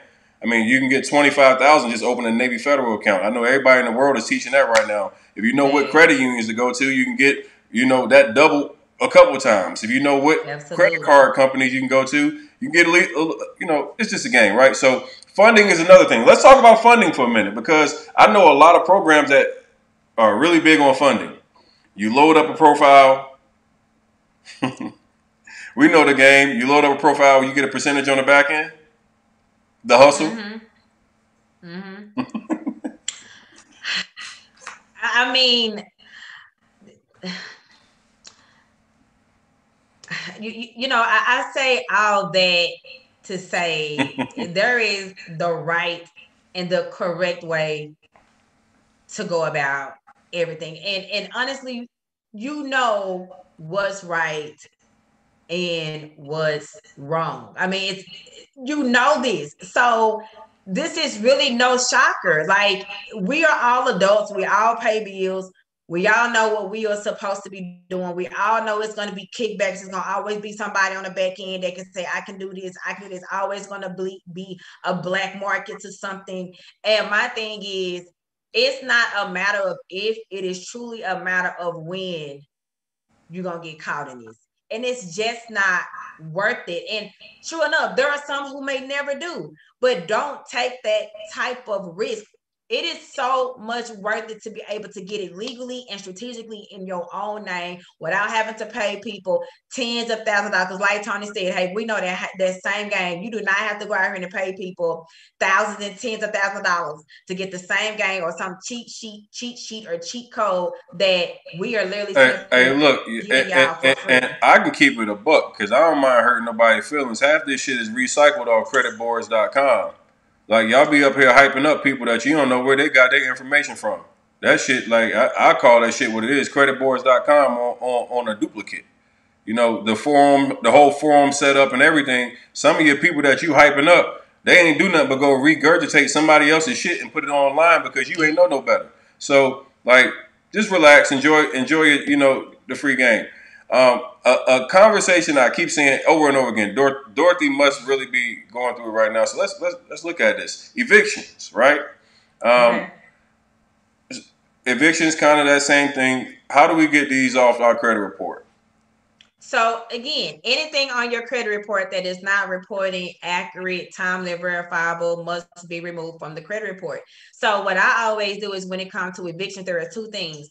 So when there is an eviction that is on your credit report, is it just from the actual collection agency standpoint, or was you actually sued and taken to court and it turned into a judgment? Well, we all know if the eviction had taken you to court and it's a judgment, we already know what we can do about that, right? Because even if it was an eviction, all right, that was settled out and that judgment is on the credit report, although it is an eviction, all right, it is still a public record. You already know what to do. We talked about that, right? Now, if it is an eviction that is in the hands of a collection agency and it is reporting onto the credit report, this is where you go the debt validation route. You can also request the actual lease agreement. Look through there and see if there are any inaccuracies. Oftentimes, even if it's an eviction and that property or that management company sold that debt to the collection agency, the same ground rules applies. All right. They must send you the proper legal supporting documents attaching you to that information in an attempt to collect that alleged debt from you. It doesn't matter whether it's an eviction, it doesn't matter whether it's a repo, it doesn't matter if it's a student loan. The same rule applies. And here's something else I want to add. In the credit bureau world, it's all data to them. Nothing weighs heavier than the other. All right. It's us who has chose to say, okay, well, this weighs more than the other, or this can't come off the credit report, or this cannot happen. And again, the law specifically states that anything on your credit report that is not accurate, verifiable, reporting timely must be removed from the credit report. There's no if, ands, or buts about that. So it doesn't matter what type of account it is, it still applies to that same rule. Mm-hmm. So there you go, Dorothy, and anybody else that was trying to figure out the eviction process. If you paid attention, you got that game. Oh, and one more thing I want to add with that eviction. All right, just because it's reporting onto your credit report, you want to check to see if it's reporting to your rental report and which rental reporting agency it's reporting to. So you have like RealPage, Choice Point, and the best way that you can find that out is Lead Pages, I believe. If you are looking to get another apartment or to rent property, ask them what rental reporting agency they use. You do have the right to request a free copy of that report as well. So don't just think Hold on, of excuse me, a excuse credit me, report. hold on, excuse me. I ain't never heard this one before. Gym alert, Yes. gym alert. Hold on, y'all. So what's the websites of the sources for this one? So there's Rent Bureau, there's RealPage, there's Choice Point, LexisNexis. There are a ton of rental reporting agencies. All right, tons of them. All right, and these rental properties and these landlords, they can subscribe to whichever one they want. So before you start looking for another place to stay, all right, you want to also be sure that you were disputing that eviction, or if you owe an apartment, what have you, you want to dispute that with that particular bureau too. So before you complete, an apartment application or a rental application, the first thing you want to ask is, hey, are you going to pull some type of rental reporting agency or rental bureau? And they're going to say, oh, yes, we use Choice Point or RealPage or whomever. Then you get that information and you request a copy of that report to see what is all on it, and you have the right to dispute it as well. So the Fair Credit Reporting Act doesn't just protect you from the credit bureaus, but any data reporting agency that retrieves and report your information, they fall up under there as well. I'm not lying, y'all. This is the best freaking free credit shit I have ever been exposed to in my life. I'm learning stuff, and I've been like really on the credit piece for a long time. This is wow. Hey, hello Arnita on Instagram. Luxurious Credit on Instagram. Hello Arnita on Instagram. Luxurious Credit on Instagram. Y'all better make sure you go follow my girl right now. She has been in here going crazy with gems. I mean, I didn't even know about some of those secondary bureaus as far as Absolutely. for rental. Very, very, very powerful. Um, Sheesh, you coming in with the heat. You coming in super hot with it. I know why you wouldn't put yourself together because you planned on snatching wigs today. You wasn't playing, huh? Oh my goodness! Make sure you smash that like button right now. If you're in here right now, make sure you press that like button. Arnita is in here giving amazing, amazing game. I think we're gonna go about another 15, 20 minutes. I don't want to keep it Sure. much longer. I've been like, wow. I typically do an hour. I know we probably approaching 2 at this Oh, point, wow. and it doesn't even feel like it because you No, have it been keeping don't. it like literally on fire the entire time, right? Um, so one of the topics I see a lot of people ask me about all the time, we actually talked about it earlier today, the trade line business, right? And people are, yeah, it's a very y'all got to understand, like with anything with credit, like it's a lot of money involved because a lot of people know that there's growth involved, so it's a lot of shady shit that comes when you get involved with the trade line business, and um, trade lines are legal. They legal. You legal. I can't spell. Mm-hmm. Legal, Mm-hmm. not illegal. But there's a lot of gray area, and there's a lot to be careful of. There's so much behind it, and we talked about some of the pitfalls of trade lines. Trade lines, authorized users, and things that can give you huge spikes in your credit report. If you don't have any credit at all, or you're sharing somebody's credit, authorized users can be very, very powerful. You get shared credit history. But let's talk about like some of the good and the bad that come along with trade lines. I heard you tell me a story earlier about a shared experience with somebody that used a credit company and then they had a nightmare. Uh, I want to just give people both the Absolutely. good and the bad that go along with that. Okay, so let's start with the good. All right. And the good is just as you stated, right? They also call it piggyback riding in our world. You piggyback ride off of someone's good credit card, and then that information is reported onto that other individual's credit report. And yes, it has amazing plus to it. My mother did it for me. I've done it for my friends. I do it for my children. All right. For people that I know that I am close with. All right. I have added them on to my credit card as authorized users to help them establish or re-establish credit. I am also aware that by adding them on to my credit card as an authorized user, I am giving them access to use that card. So if you are extending your trade line or you're selling your trade line to someone, which is also against your credit card users agreement. All right. So no, it is not illegal. However, if your credit card institution finds out, they can close your account and any other individual whose name was on that authorized user account. If they have an individual account with that credit card issuer, they will exhaust their credit services as well, or should I say just close out the credit card period, which will hence going to drop your credit score, is going to drop their credit score as well.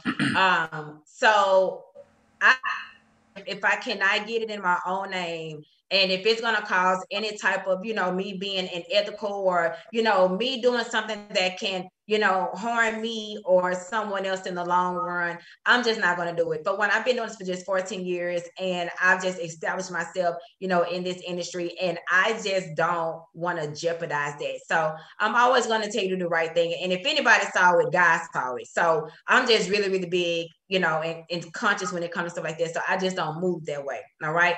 The next thing is that you have to understand with those trade lines is they belong to somebody.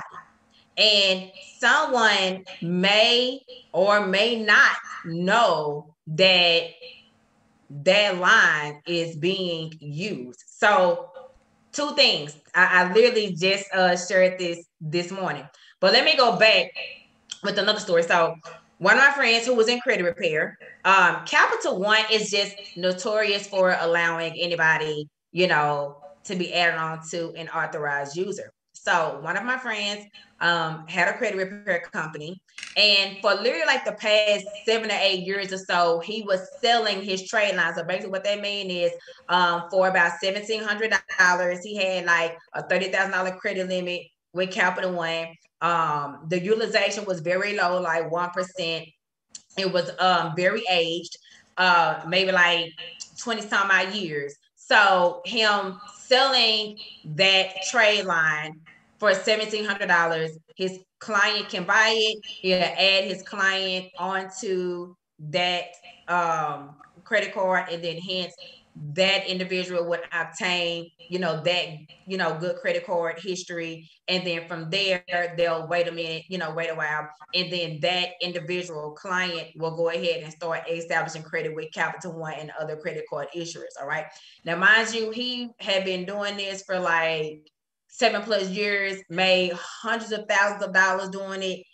And all it takes is one person. All right. So that particular individual that he sold that trade line to called him and was like, "Hey man, I just noticed that this $30,000 Capital One card on my credit report. Like, where is that card at? Like, how can I use that?" And my friend was like, "Nah, man, it don't work like that. Like, that's the trade line that you bought." So the guy was like, "Well, how does the trade line work then? Like, if it's onto my credit report, can I use it? Like, isn't it mine?" And my friend was like, "Well, no, I'm just extending, that credit card account to you so that it can help your credit report. But no, you do not have access to use the card." So the homeboy did a little research, ended up calling Capital One, And Capital One told him, he said, hey, I'm on this particular person's credit card and I'm an authorized user. Do I have permission to use it? And they was like, as an authorized user, yes, you do have that authority. So they told him, well, I mean, if your name is on there, you are authorized to use the card. So called my friend back, told him the same thing. The client ended up calling Capital One back and told Capital One that he paid $1,700 to be on that particular trade line.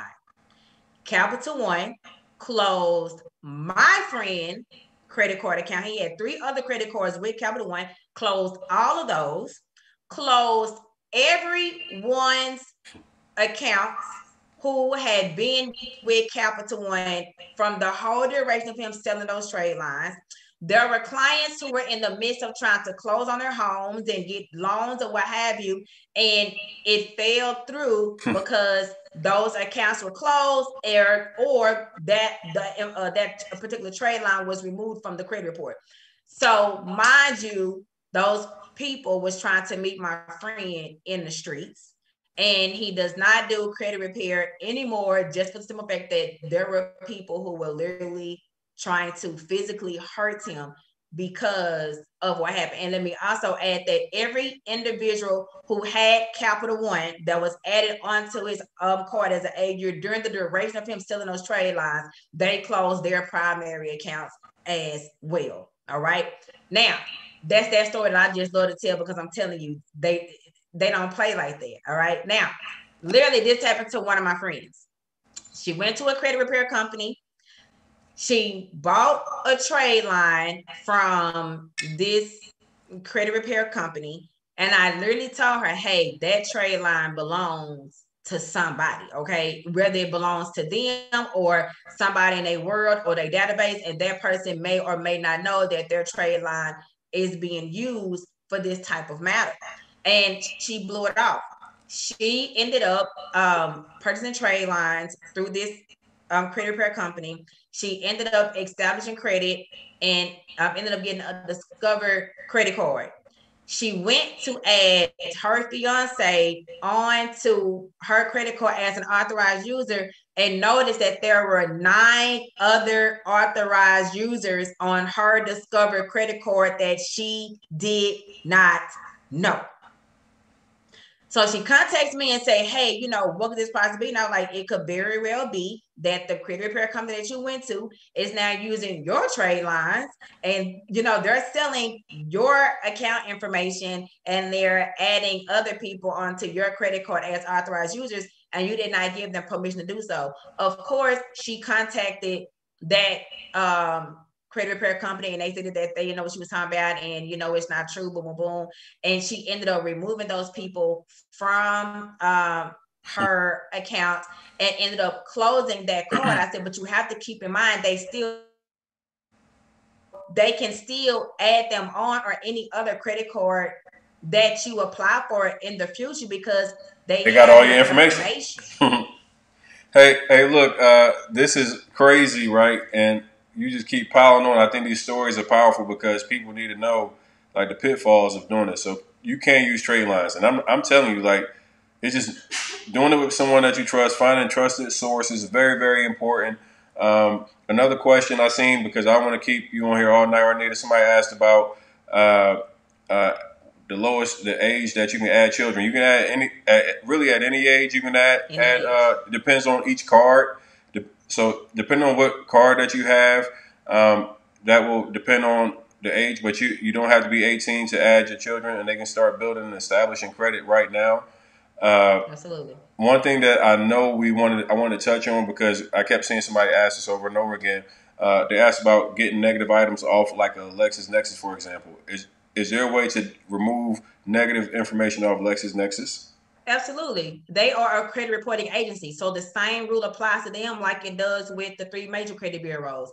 You have the right to dispute that inaccuracy and request that it be removed or updated, whatever you want the outcome to be. And if not, you have the right to report them to the Attorney General, the Federal Trade Commission, the Consumer Finance Protection Bureau. And that's nothing that I want to add, that you also have to keep in mind that these reporting agencies make money off of our information, all right? Especially if that information is derogatory and if it is negative, because they know that the more damaging our credit report, the more profitable it becomes to lenders, all right? So a credit report with a credit score of a 700 may cause a lender 30 cents to buy, but someone who has subprime credit with, more negative information attached to it, that credit report may be as much as $3 because they know that these lenders, the credit bureaus or the credit reporting agencies know that these lenders are going to turn around and charge these people higher interest rate, APRs, request cosigners, and down payments. So that data becomes more profitable. So you want to keep in mind that you have the right, no matter what bureau it is, they are mandated by the Fair Credit Reporting Act. You have the right to dispute that information on that report as well. Any data collecting company that is reporting your information, you have the right up under the FCRA to dispute that information. And you also have the right to escalate those disputes if they are now ruling in your favor, knowing for a fact that that information is indeed inaccurate. You do have the right to escalate that to the government agencies because that's what they're there for. All gems. Now, I seen somebody that put this, and I had to just share it. Ryan said, "I've learned more within the past week than he did in his whole life about credit and business." And obviously, it makes me feel good that I've been able to help some people. But what you've shared today, like, I'm so thankful because I think first and foremost, because it's on YouTube, I'm gonna make sure people can watch this over and over again. This has been powerful. Like, you have literally not held back on any question. I mean, you've been given real tangible things that we can do in order to execute and get money. I just want to answer a question I seen somebody ask. If you co-sign for somebody, how do you get off? You got to refinance. So that means you can't co-sign with the thought of getting out. The only way you're getting off, that shit's paid off or you refinance. So if you win, you win. So when you co-sign for somebody, just know if they can't make that payment, you better be able to make that payment. Because if not, you're gonna mess up your credit. And most of the time when people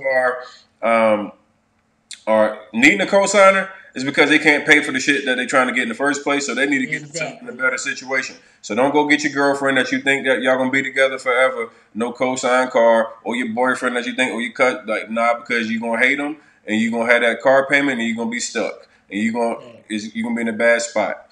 The next thing I want to jump on before we start the giveaway, I keep saying a couple questions. So for funding, Navy Federal, all that stuff, that's going to be in another class. I'm not talking about funding today.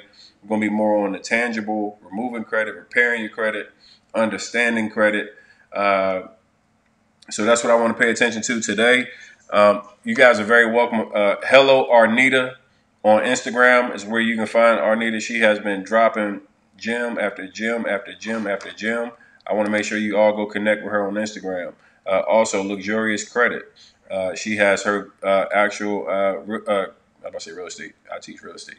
Her credit repair services and company, which we will talk about a little bit right here at the end, because I think for some of you, you might want to go ahead and not do it on your own. You want to find a trusted source. So I'll plug that for her in a minute. But hello Arnita on Instagram, Luxurious Credit on Instagram. I want you to go follow both of those pages.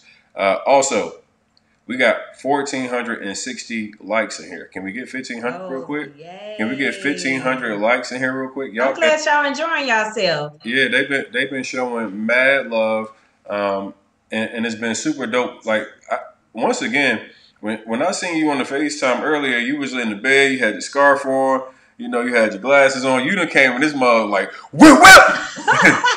You came in here to you wasn't fucking around today, okay? You are like, let me show you how I come out. She Clark Kent, Superman, this joint. She's not playing. And I'm so thankful that you came out here with real game. It's been 2 hours of actionable, real deal content, and that I can't thank you enough. If you're already following her, Go tell her I love you in the comments. Let her know that you just watched it live. Like, go spam her page, right? You wanna show Love y'all appreciation. right back. Like some of y'all, I like appreciate this. Like, I yeah, mean, it's it's crazy. not too. I got to give you your flowers real quick because these are the type of discussions that need to be had, and to be able to have a platform where people can, feel confident, comfortable, and judge free, and not feel ashamed and embarrassed to ask these type of questions. It's a godsend for real. So you are truly contributing to plenty of generations to come, and enlarging our community on the importance of wealth, credit, and finance. So kudos to you. Like, it's indeed an honor to be here, to be in this type of space, because this is a passion of mine. And I've been there. I know what it's like. I've been on food stamps, Medicaid, during there, homeless. I know what it's like to go without, and I know what it's like to be here. So my assignment is just to help my people and to help people, period. But definitely those who feel like they can't help themselves, because I was once, one of those people. So it's enough room for everybody, to be able to use their good name and, use their name as capital and be able to do the exact same thing that they see everybody else out here doing. So I appreciate that. So two things I gotta ask major questions, credit repair questions that people always go on, right? So the 609 letter we hear talked about all the time. I want you to talk about that letter. Is it effective in your opinion? Does it work? I'm gonna ask you those. I'm gonna let you answer that, and then I'll come back to the next question. Okay, well, if you look at section 609 of the FCRA, it doesn't talk about disputing. Okay, it's actually 611. So if there's any type of letter out there, it would actually be the 611 letter. And the 611 letter basically, or the section 611 of the FCRA, is the law or the section that states that you have the right to dispute inaccuracies on your credit report, and you have the right to request a reinvestigation. 609, if I recall, it has something to do with the state of, like, if you were a victim of identity theft, or, if you want to, retrieve your credit report to look for inaccuracies, this is the section on how you can go about doing that. But in all actuality, if you are looking to use a specific law to dispute inaccuracies on your credit report, it is the 611. All right. The reason Now, why the reason why here's I what brought I want to the add. reason why I brought that up is because a lot of people have been making this 609 letter their main letter, and they're combining. And I'm about to it's going to touch on my second part of my question here in a second. But it's all about identity theft, right? And I'm glad that you mentioned that, right? Because these credit gurus, right, are teaching you the 609 dispute tactic. They're telling you, hey, I'll charge you $1,500 to $3,500, somewhere in that range, to pay up front, to get you to Which is fill out. also illegal. What, I'm sorry, I just yeah, which is illegal. So first off, you should never pay anybody any upfront money. And I learned that today. Over, is it a certain dollar amount? No, it is illegal according to the Credit Repair Organizations Act. It is illegal to charge an upfront flat rate fee for credit services. The service must be provided first, and then there is a charge. But no credit repair company can charge an upfront flat rate fee for credit repair services, and that is a federal law. Okay. And then to compound on that, right? I know some people that got a lot of stuff removed off their credit in the past, with identity theft. They've been a victim of identity theft. And if you've been a victim of identity theft, you might want to listen to this part right here, because it works. If you've been a victim of identity theft, you better be a victim of identity theft, because Correct. they check. But the Federal Trade Mission affidavit, the FTC affidavit,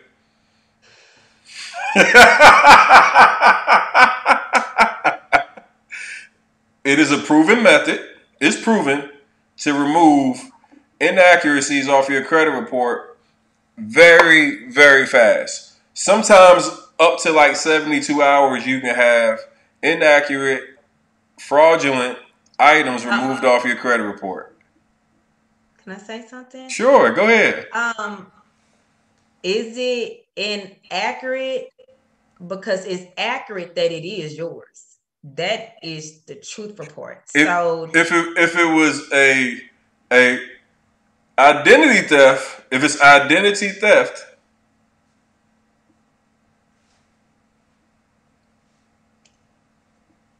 Oh, okay. Noted. Hey, listen, what y'all paying for? I'm just telling y'all, when y'all be going into these programs and what you're paying for, people are selling you on these credit sweeps. They call it a credit sweep. What else they call it? The 72-hour deletion. Oh yes. The 72-hour deletion. They call it a couple of different things, but the FTC has put together it's a form, it's an affidavit for victims of identity theft, right? And if you have been a victim of identity theft, there are laws that protect you, and that's what this is for. If you have not been a victim of identity theft and you use this, it's at your own risk, right? And that's what happens a lot of times where you invest into a credit repair company and they go and they get you to fill out and notarize some documents, right? You put your signature on it, and then they fill out the rest for you. And when they fill out the rest, you're responsible for whatever they fill out on that paperwork. And most of the time, what's required is you have to actually get a police report. You have to attach your driver's license or utility bill, etc., to show your actual residence where you reside. And her face is funny as shit. And and you can literally, any fraudulent thing that you have on your credit report can be removed. Literally everything, and fast. Now talk about the other side of that, because your face is cracking me the fuck up funny. Because I have literally seen so many people go to federal, the feds, like I've all the time. I talked about this last week. I just shared with y'all about the young lady who went to jail. Like, they came to her house. Now she has falsification of police report. She got credit card fraud, wire fraud, this, and it's like, you don't even know what you're doing. And then the part I guess kind of like bothers me about this is because like these people that this is happening to, they're like peas to the people that are actually going out telling people to do these type of things. So when they try to speak up for themselves and say, hey, this is what I'm going through now based off of what this person told me to do or what they've done on my behalf. Oh no, well, you didn't do something right, or you trying to take this person down, and now this person feels defeated twice because they paid this person, to do something for them, and out of being desperate and and trying to take shortcuts. But now you put yourself in, even more trouble trying to get yourself out of. And I posted on my page, this young lady and her story, and it's also on my IGTV, where another lady is fighting with the feds right now over a CPN number. They were trying to give her 15 to 30 years. And the restitution that they have put on this lady is like outrageous. She would be indebted to them, to the government, for the rest of her life. And I know people right now that started in the industry with me who were selling CPNs, who were telling people to get fraud affidavits, and they're sitting in prison right now for doing this. These people are not playing about their money, and they would give people a longer sentence for these white collar crimes than going out here robbing somebody. So one thing these banks do not play about is their money. Again, there are rules for everybody else, and there's rules for us. So let's not even play those kind of games. And I know it seems, very enticing because it's quick. But was it quick for you to get into that situation? Like, you also have to keep in mind that the stuff that you were trying to repair, it's not just a credit card that you didn't pay. It's not just a bankruptcy. It's not just a foreclosure. This is years and years of generations and lack of knowledge and negligence that you were trying to heal from. Like, financial trauma, like generational trauma, like learning how to strategically, pay bills. This is something that is on you every single day. So you feeling like right now, I just want to get this house, or I just want to get this car, or I just want to get this. So I'm gonna do whatever it takes to get it. And trust me, when you are playing stupid games, you're gonna win a stupid prize. And And it may not catch you ignorance. Hold on, immediately. let me cut you off. Ignorance ain't no damn excuse. It's not. It's not. And I'm just saying, and I frown my face, and I got to get better with my poker face. And I can't believe I'm going to be 40 years old and I still have not worked on it. Because mom was like, you still too old to not be able to, what you think, show up on your face. I'm still working on this. So I'm hoping by the time my 40 come, I can really look at somebody and not look like what I'm thinking. But it literally bothers me because I see what happens on the back end. I'm seeing the people who are getting caught, the people are having to do time. I'm hearing investigators and detectives telling me, hey, we got a whole little section shift set up for people who do stuff like this. And it's literally the people that I want to help and protect every single day and show them the right way of doing this. But I can only help those who want to be helped. So it's always going to be somebody for them who choose to do things, illegally or lack integrity. And it's always going to be people for me who want to do things the right way. So you just pick your side.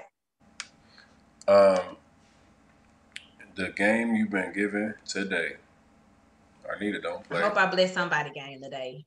But just so y'all know, like for y'all to actually have been victims of identity theft, if your mom put something in your name, your uncle put something in your name, that's identity theft. And you can go put that Absolutely. shit on your police report. You don't have to tell on your people. You can say you don't know who did it, right?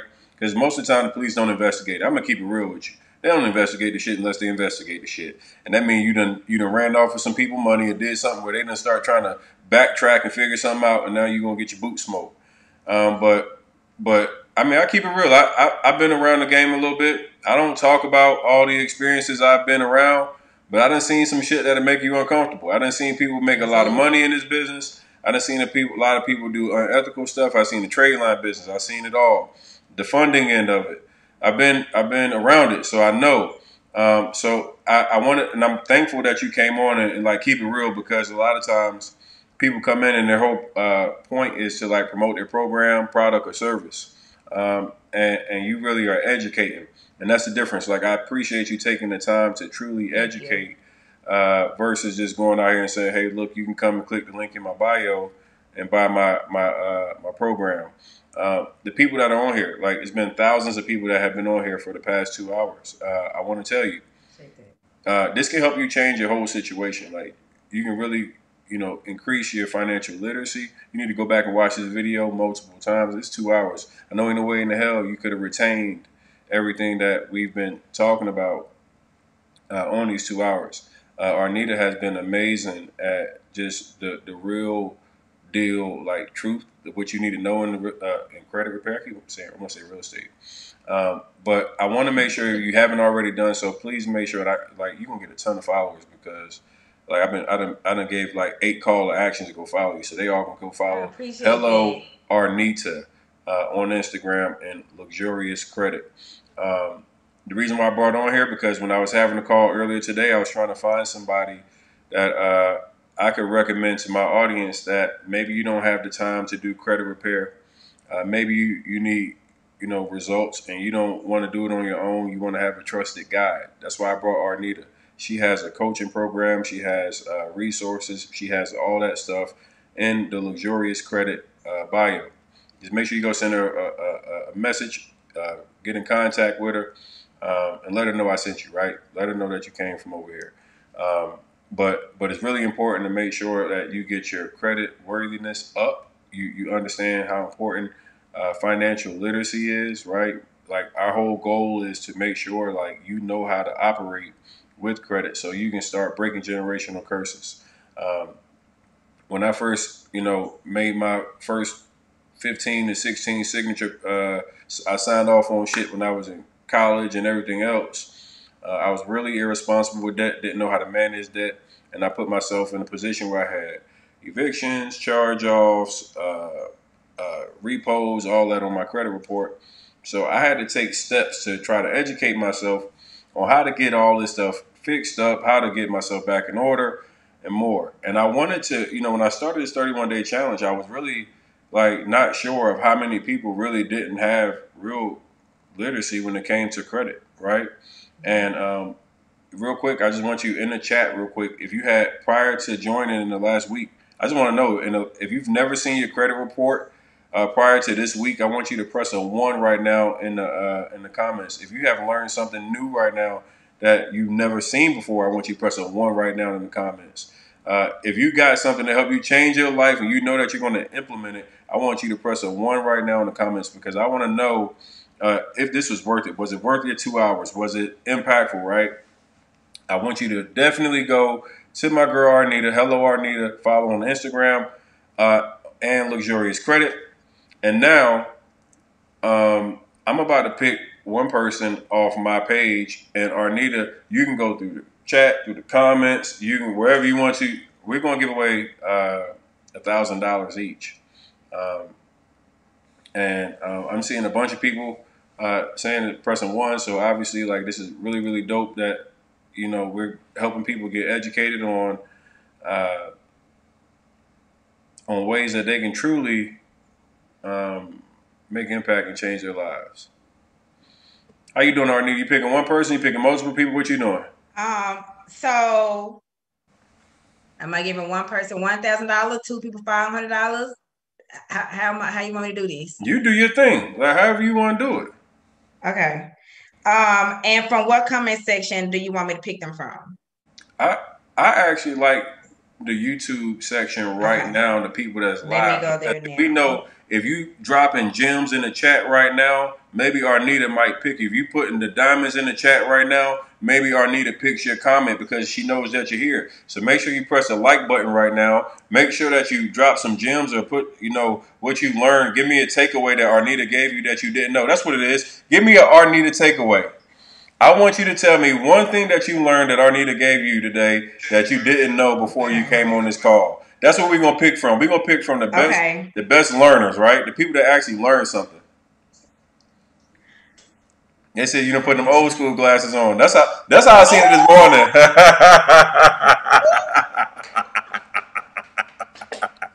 I cannot see without my glasses. I cannot read without. I'm like,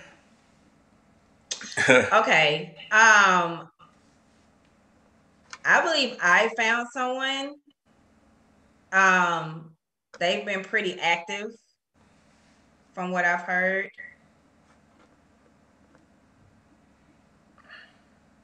Okay. I'm gonna wait. Yeah, I'm going through the comments. I'm letting y'all give me the takeaways. If y'all ain't learned nothing, then I ain't giving you no money, right? What did you learn from Arnita today? She's been up here talking for 2 hours straight. What did you learn new today? And make sure you press that like button while you're in here. We need to have all the likes. We need 2,000 likes before we get out of here, man. We need 2,000 likes to end this video. We've been running this thing, right? Okay. Oh, so many people. I feel like I'm so there's so much pressure. you can do, Okay. I found someone. So I'm just gonna give one person $1,000. Okay. And that's gonna be Derica Henry. Derica Henry. What did she comment? What was be consistent with the creditors about removing late payments. Derica Henry. Reach out to Hello Arnita on Instagram. DM me, please, on Hello Arnita. Derica Henry.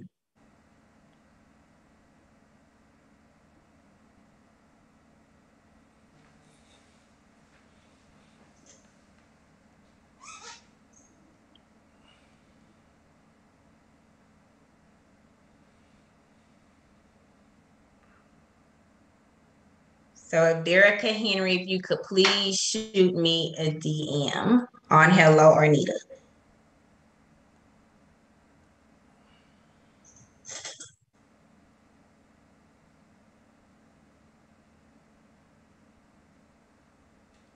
There's some good comments in here. I like these.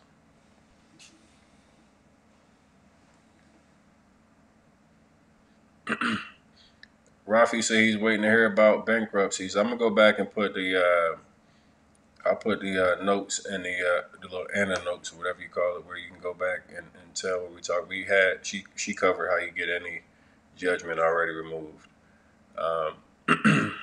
Let's see. I'm trying to find somebody I'm giving my 1,000 to. And I've been seeing this one person comment, and I think I'm gonna give you the $1,000. Honestly, I've just been seeing you consistently popping up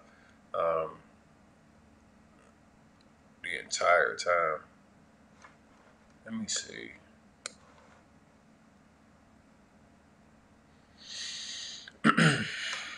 I see people with trade lines. People talking about the downsides of trade lines.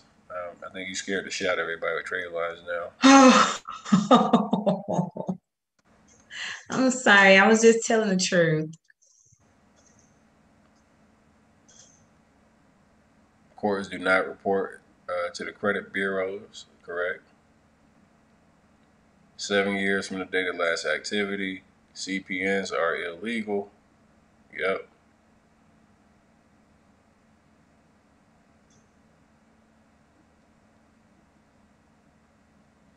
What about getting? This is one more question. Let me ask you: how do you get child support off your credit report? I know a lot of men sick of that shit. Can you get child support off?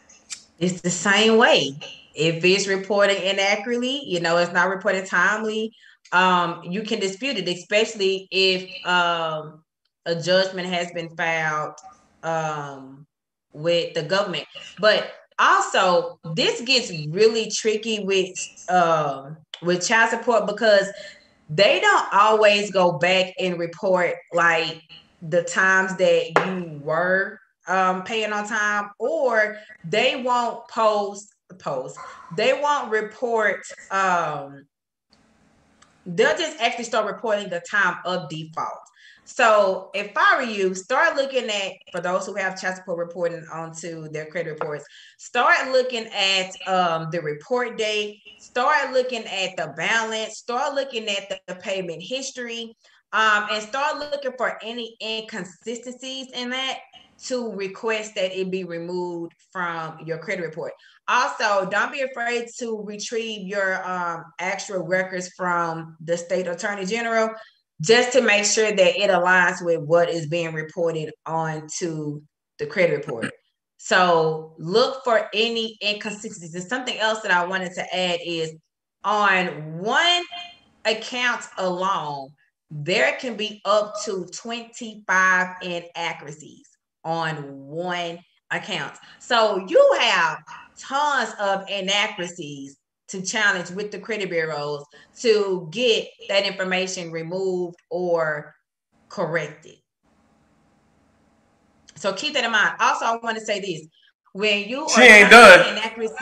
She's still dropping gems. You ain't got to apologize. Keep going. Keep going. Okay.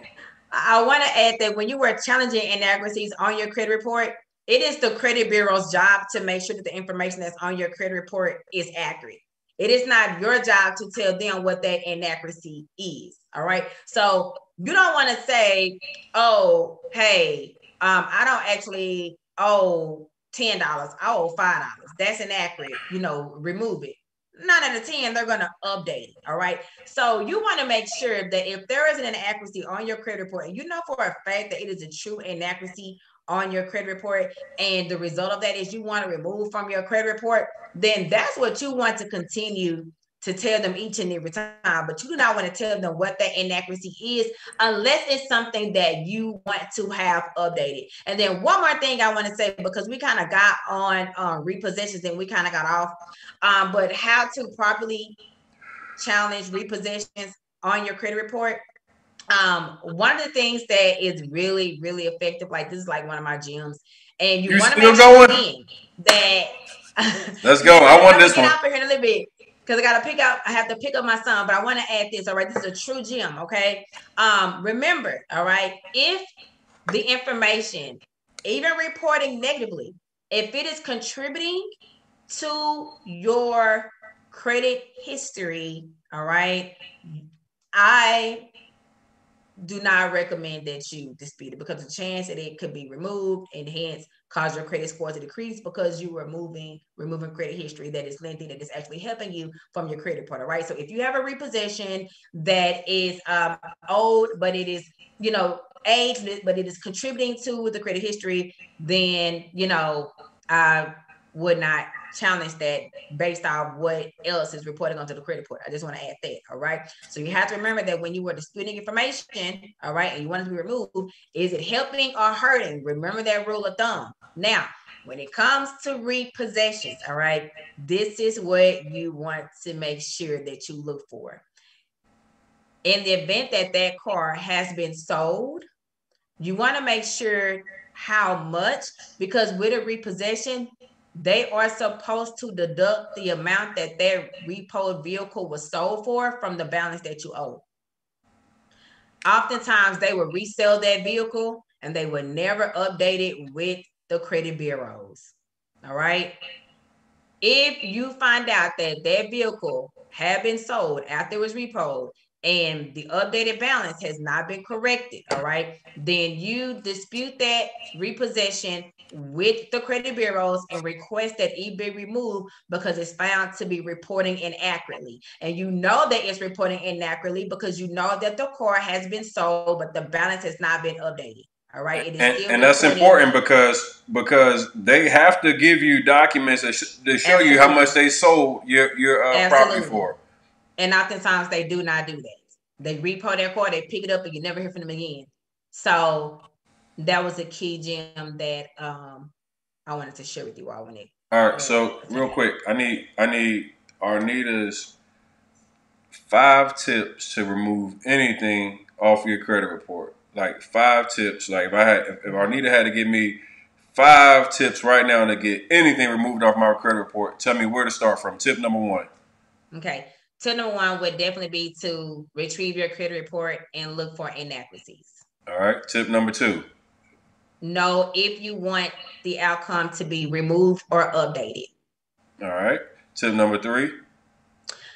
Dispute the account with the credit bureaus. Don't lay up and request a reinvestigation within accordance to Section 611.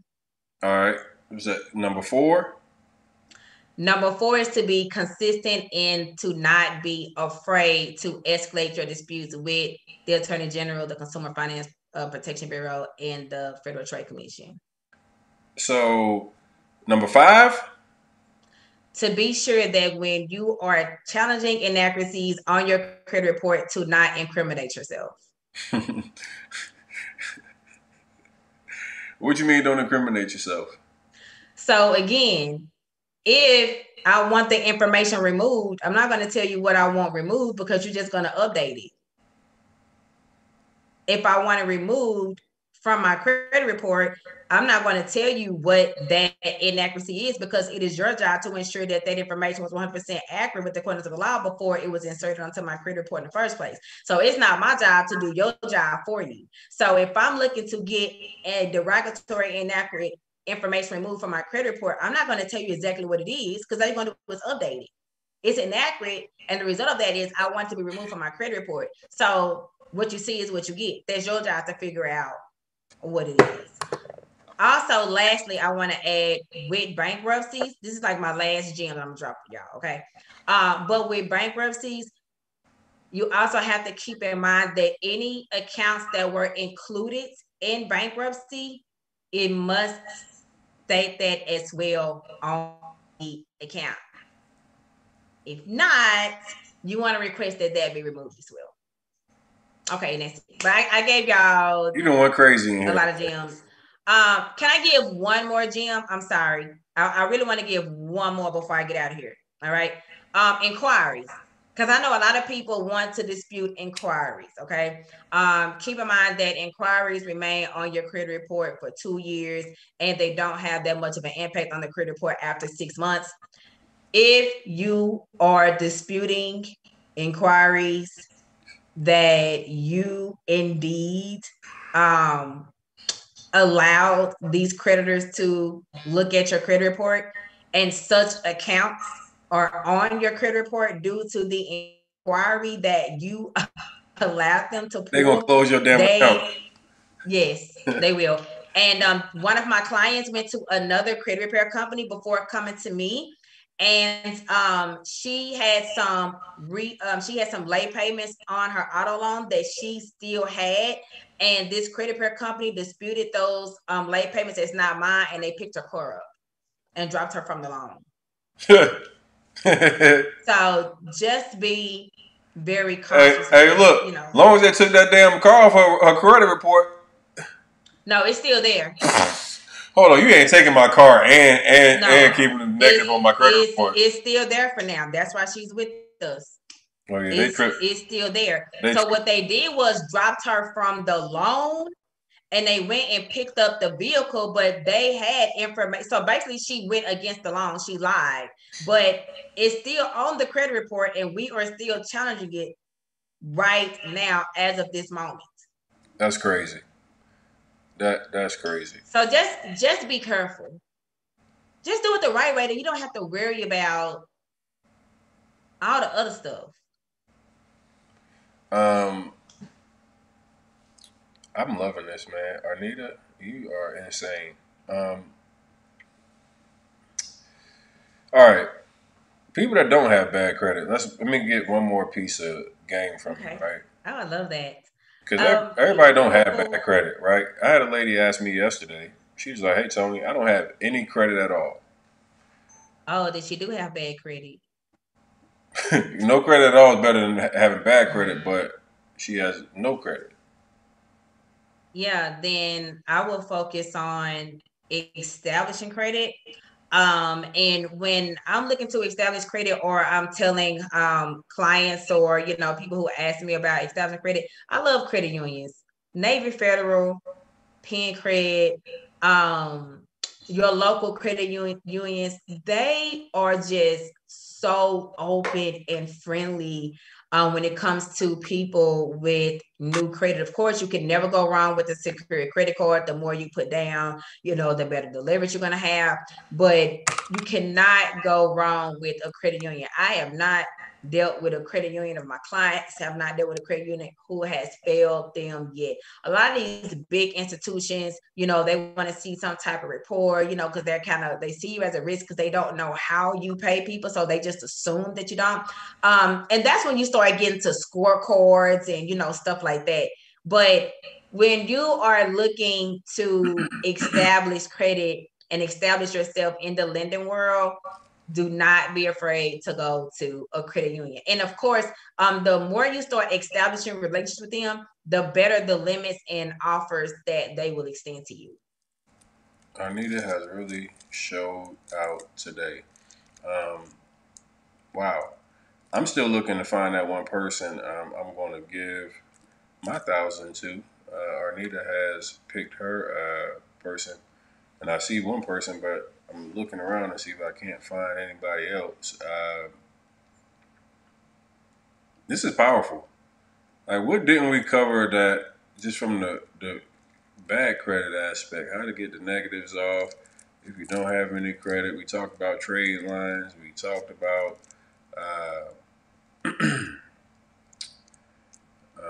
CPNs. We talked about the FTC affidavit.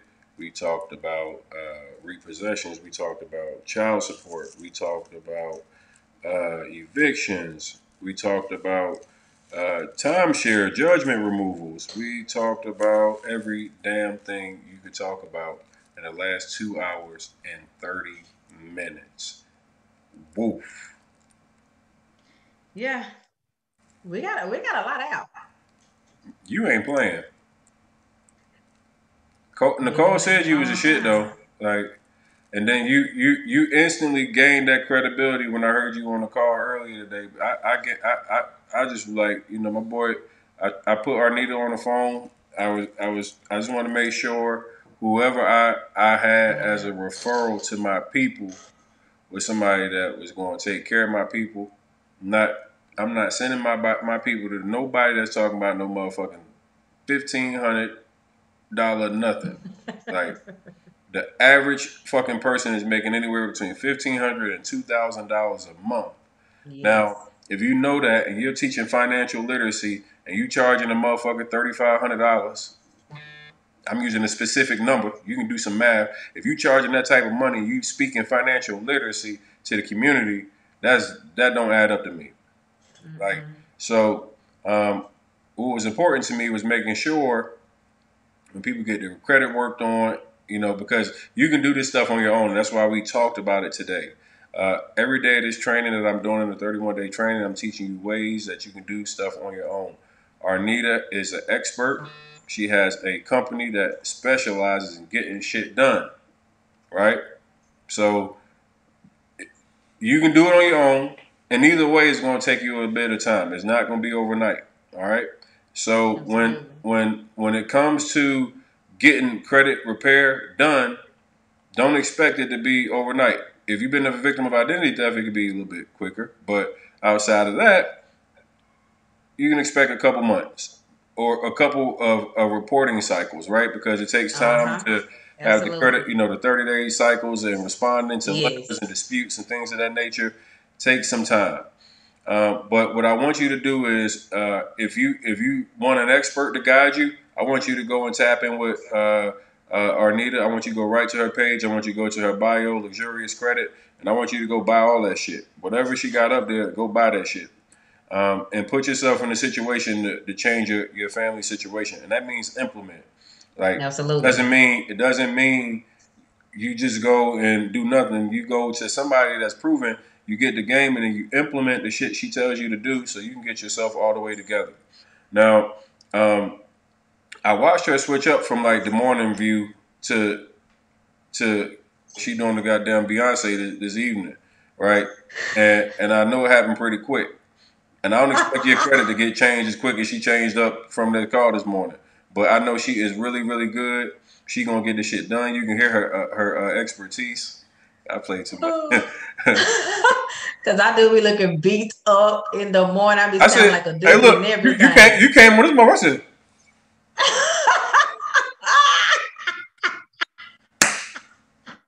Nicole was like, "Oh, I need it."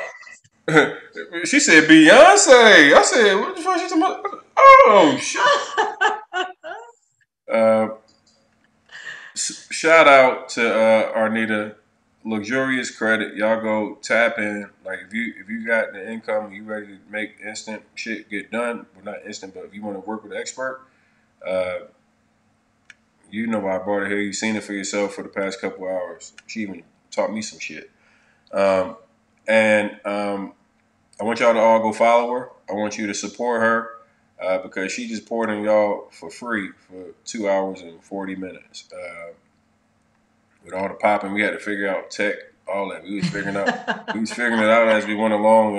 I still didn't quite get the full screen on YouTube, but we up here. They get the message. They get the information. That's all that matters. And that's 2 hours and a half, 2 hours and 40 minutes of real damn information.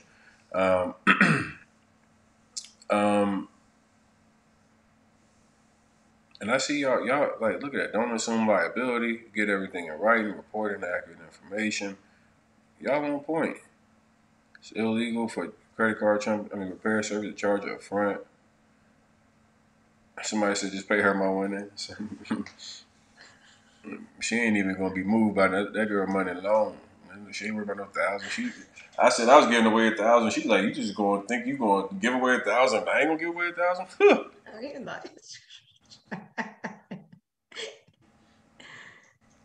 Shout out to everybody that's in the chat. Press the like button real quick if you appreciate it. Yes, y'all did amazing. Like literally to be here this long and stay around because people always want to make financial literacy and credit education boring. So for y'all to really have stuck with us this long, it really says a lot about what y'all trying to do with yourselves. Somebody said just got me and my wife the joint pack. Hey, congratulations! Welcome to the A&B Credit family. You are in good hands. Hey, look, I'm seeing all the. Which is the A&B family? We got Yeah, so A&B Credit Consultant is my actual credit education service where we actually perform the services for you all. So that's ambcreditconsultants.com. Hey, AMB, we're gonna have to get an AMB/Rona proof game. We gotta. Yeah, we do. Yeah, we gotta get a little family going on here. My people like you. We can make that happen. You know, Yeah, we always here to help. yeah, my people like you. They loving it. We gotta make that work. Appreciate y'all all for being so amazing today. Once again, go hit that link in the luxurious credit bio. Go get your shit together right now. Right now. Um,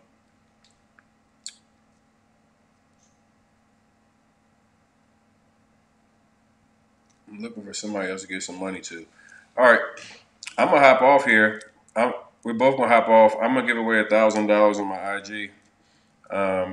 Thank you so much, Arnita. Thank you for having me. You are a rock star, and everybody on here appreciates you. I read the comments and yes, I appreciate you all. Thanks for having me. ooh wee. 1,800 people have liked this video. I don't think I ever had a video that got this many likes that fast.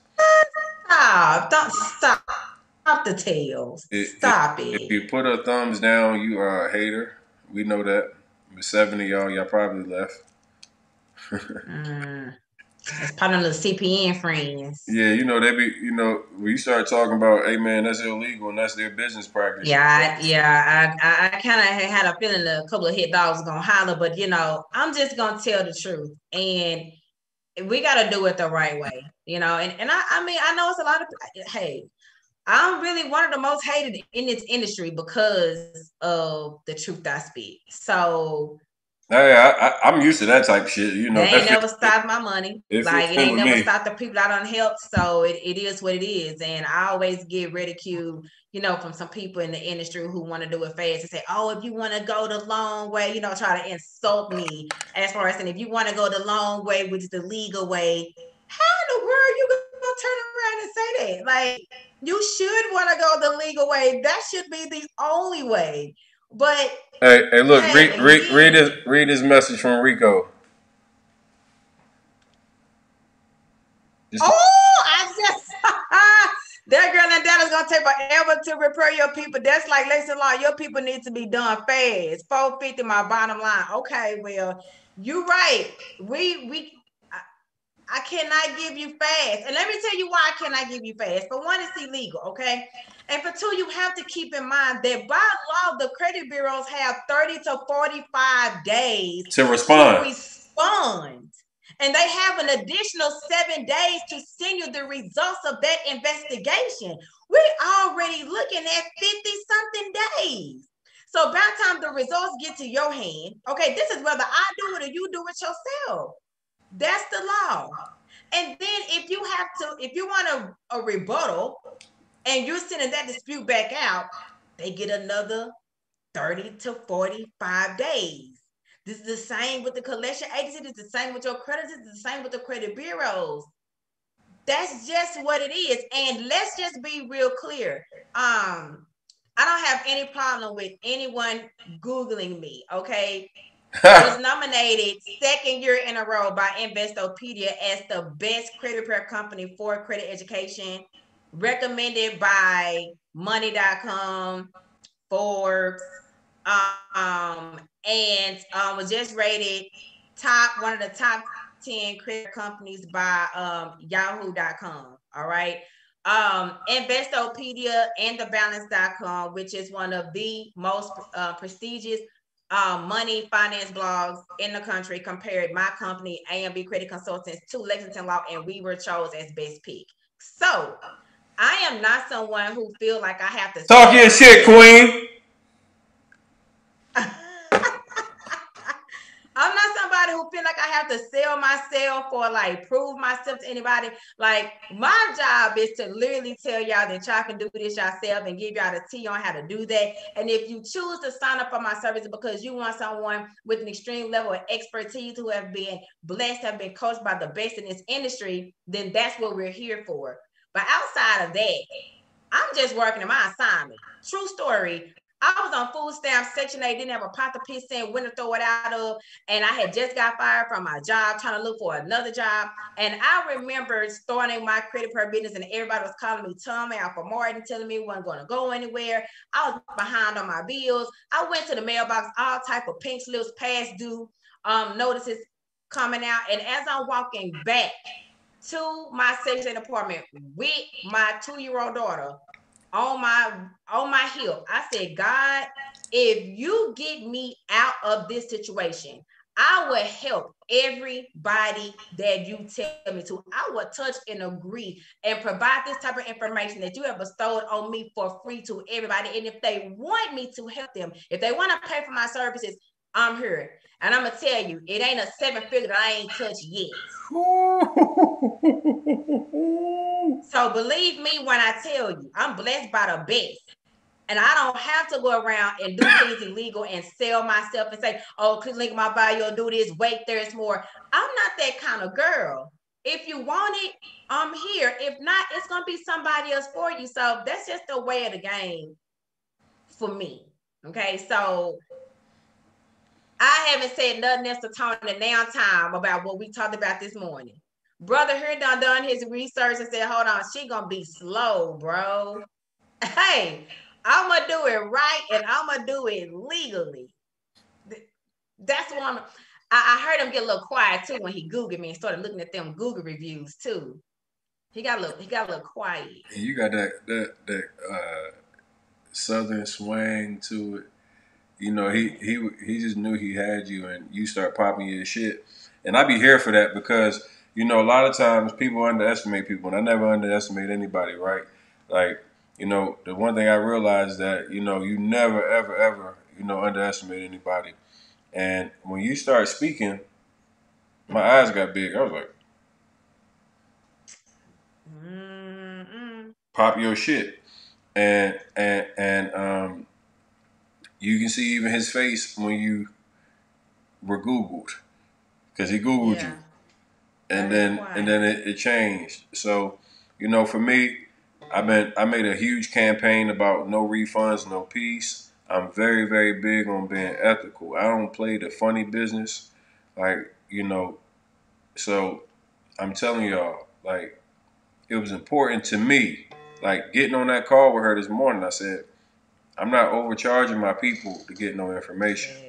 Like, if you gonna get on my platform, I know people trust me. I know it's important that, you know, who I send them to gonna take care of them.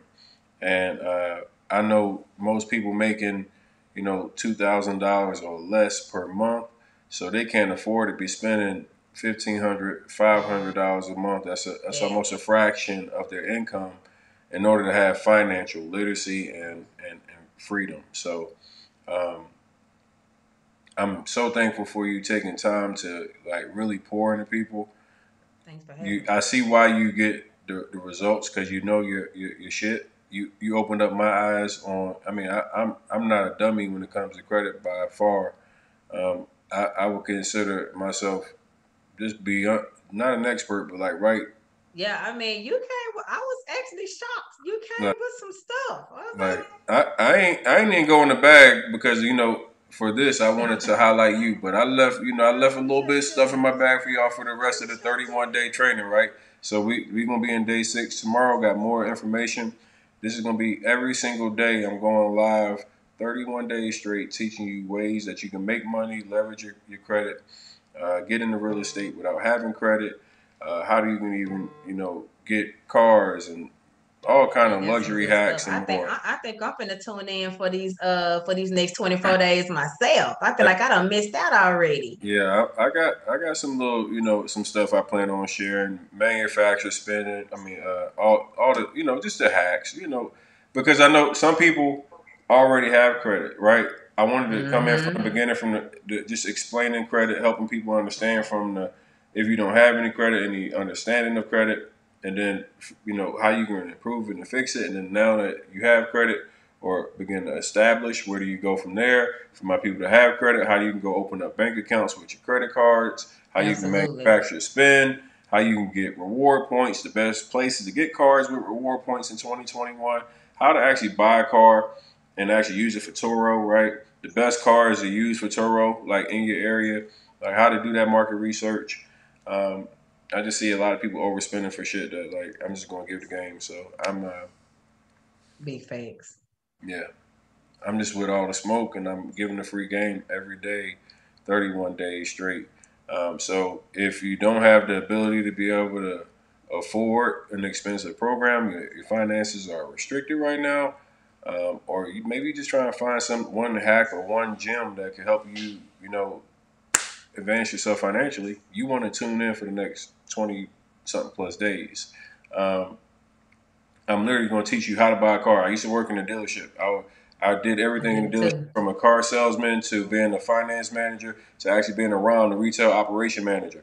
I ran Mm. stores. So I'm going to tell you exactly how to buy a car, the best time to buy a car, how to get the car for the best price, how to even get the financing, right? How to arrange financing so you can get the best rates before you walk in the dealership. So you're not working against payment because most Right. people are getting closed on payment. They close you on payment. They don't close you on rate, right? And Yep. how the point system works. I'm gonna teach you how the point system works. I'm gonna fucking piss off a lot of car people because they can be like, man, you messing with my money. But in the next 20 plus days, continuous ways that you can get paid, make money. My millionaire hack. That's it. Hey, Y'all stay tuned because today, if the rest of the challenge is gonna be like this, y'all should not be going nowhere. Like this is Rona proof, period. Like this is generational. So I done paid a lot of money to get the type of information I know or set in rooms yeah, that I had never heard you some of had the to be in the things right I room. just shared. Yeah. So I just want to be in the right room able to pass this on down. So, big ups to you for doing it, especially for free. So I'm always a student. I don't never have a problem with learning. I'm gonna pick up my ride this week. So I don't know if I want to put it on Turo, but I think I'm gonna have to sit around for that and see if that's gonna be worth it. See the new game, right? You already know in credit, when you go get one pull, you can do it all at the same time. Mm-hmm. Mm-hmm. So what I tell people and what I'm going to recommend is, hey, if you go buy a car, get two cars when you buy your car. So now you got one car that you can have working for your payments to pay off your other car. Yep, that's gonna be the plan.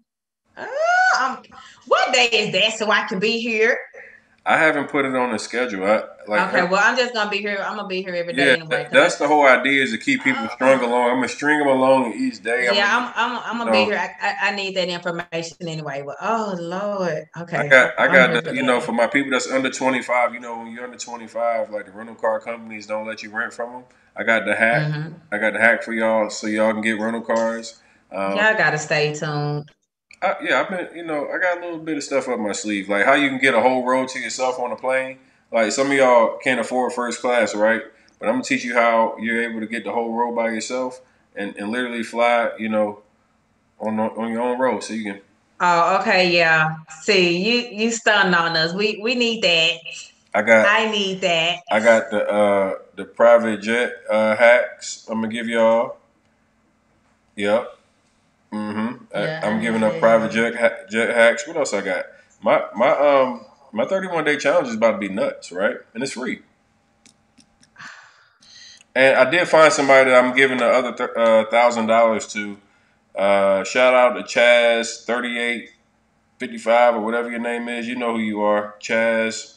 I'm gonna send me a DM on Instagram, Chaz. I've been seeing you over and over again. I like your comment, Chaz 3845. You're in here. Right. Congratulations. Well, I appreciate this. I have to get out of here and tend to my mommy duties.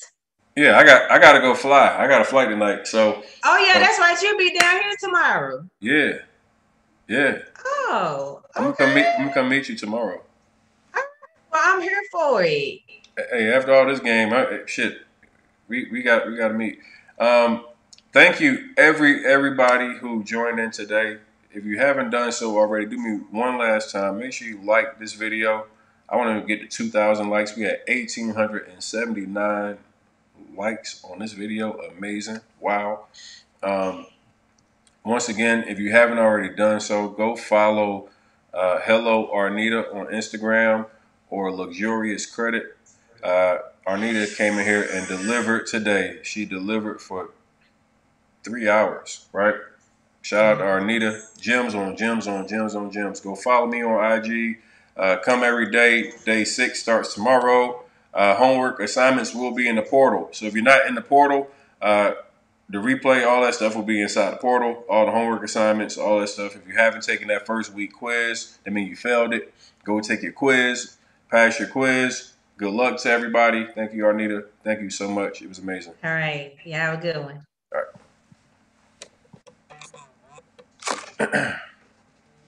Let me get out of here.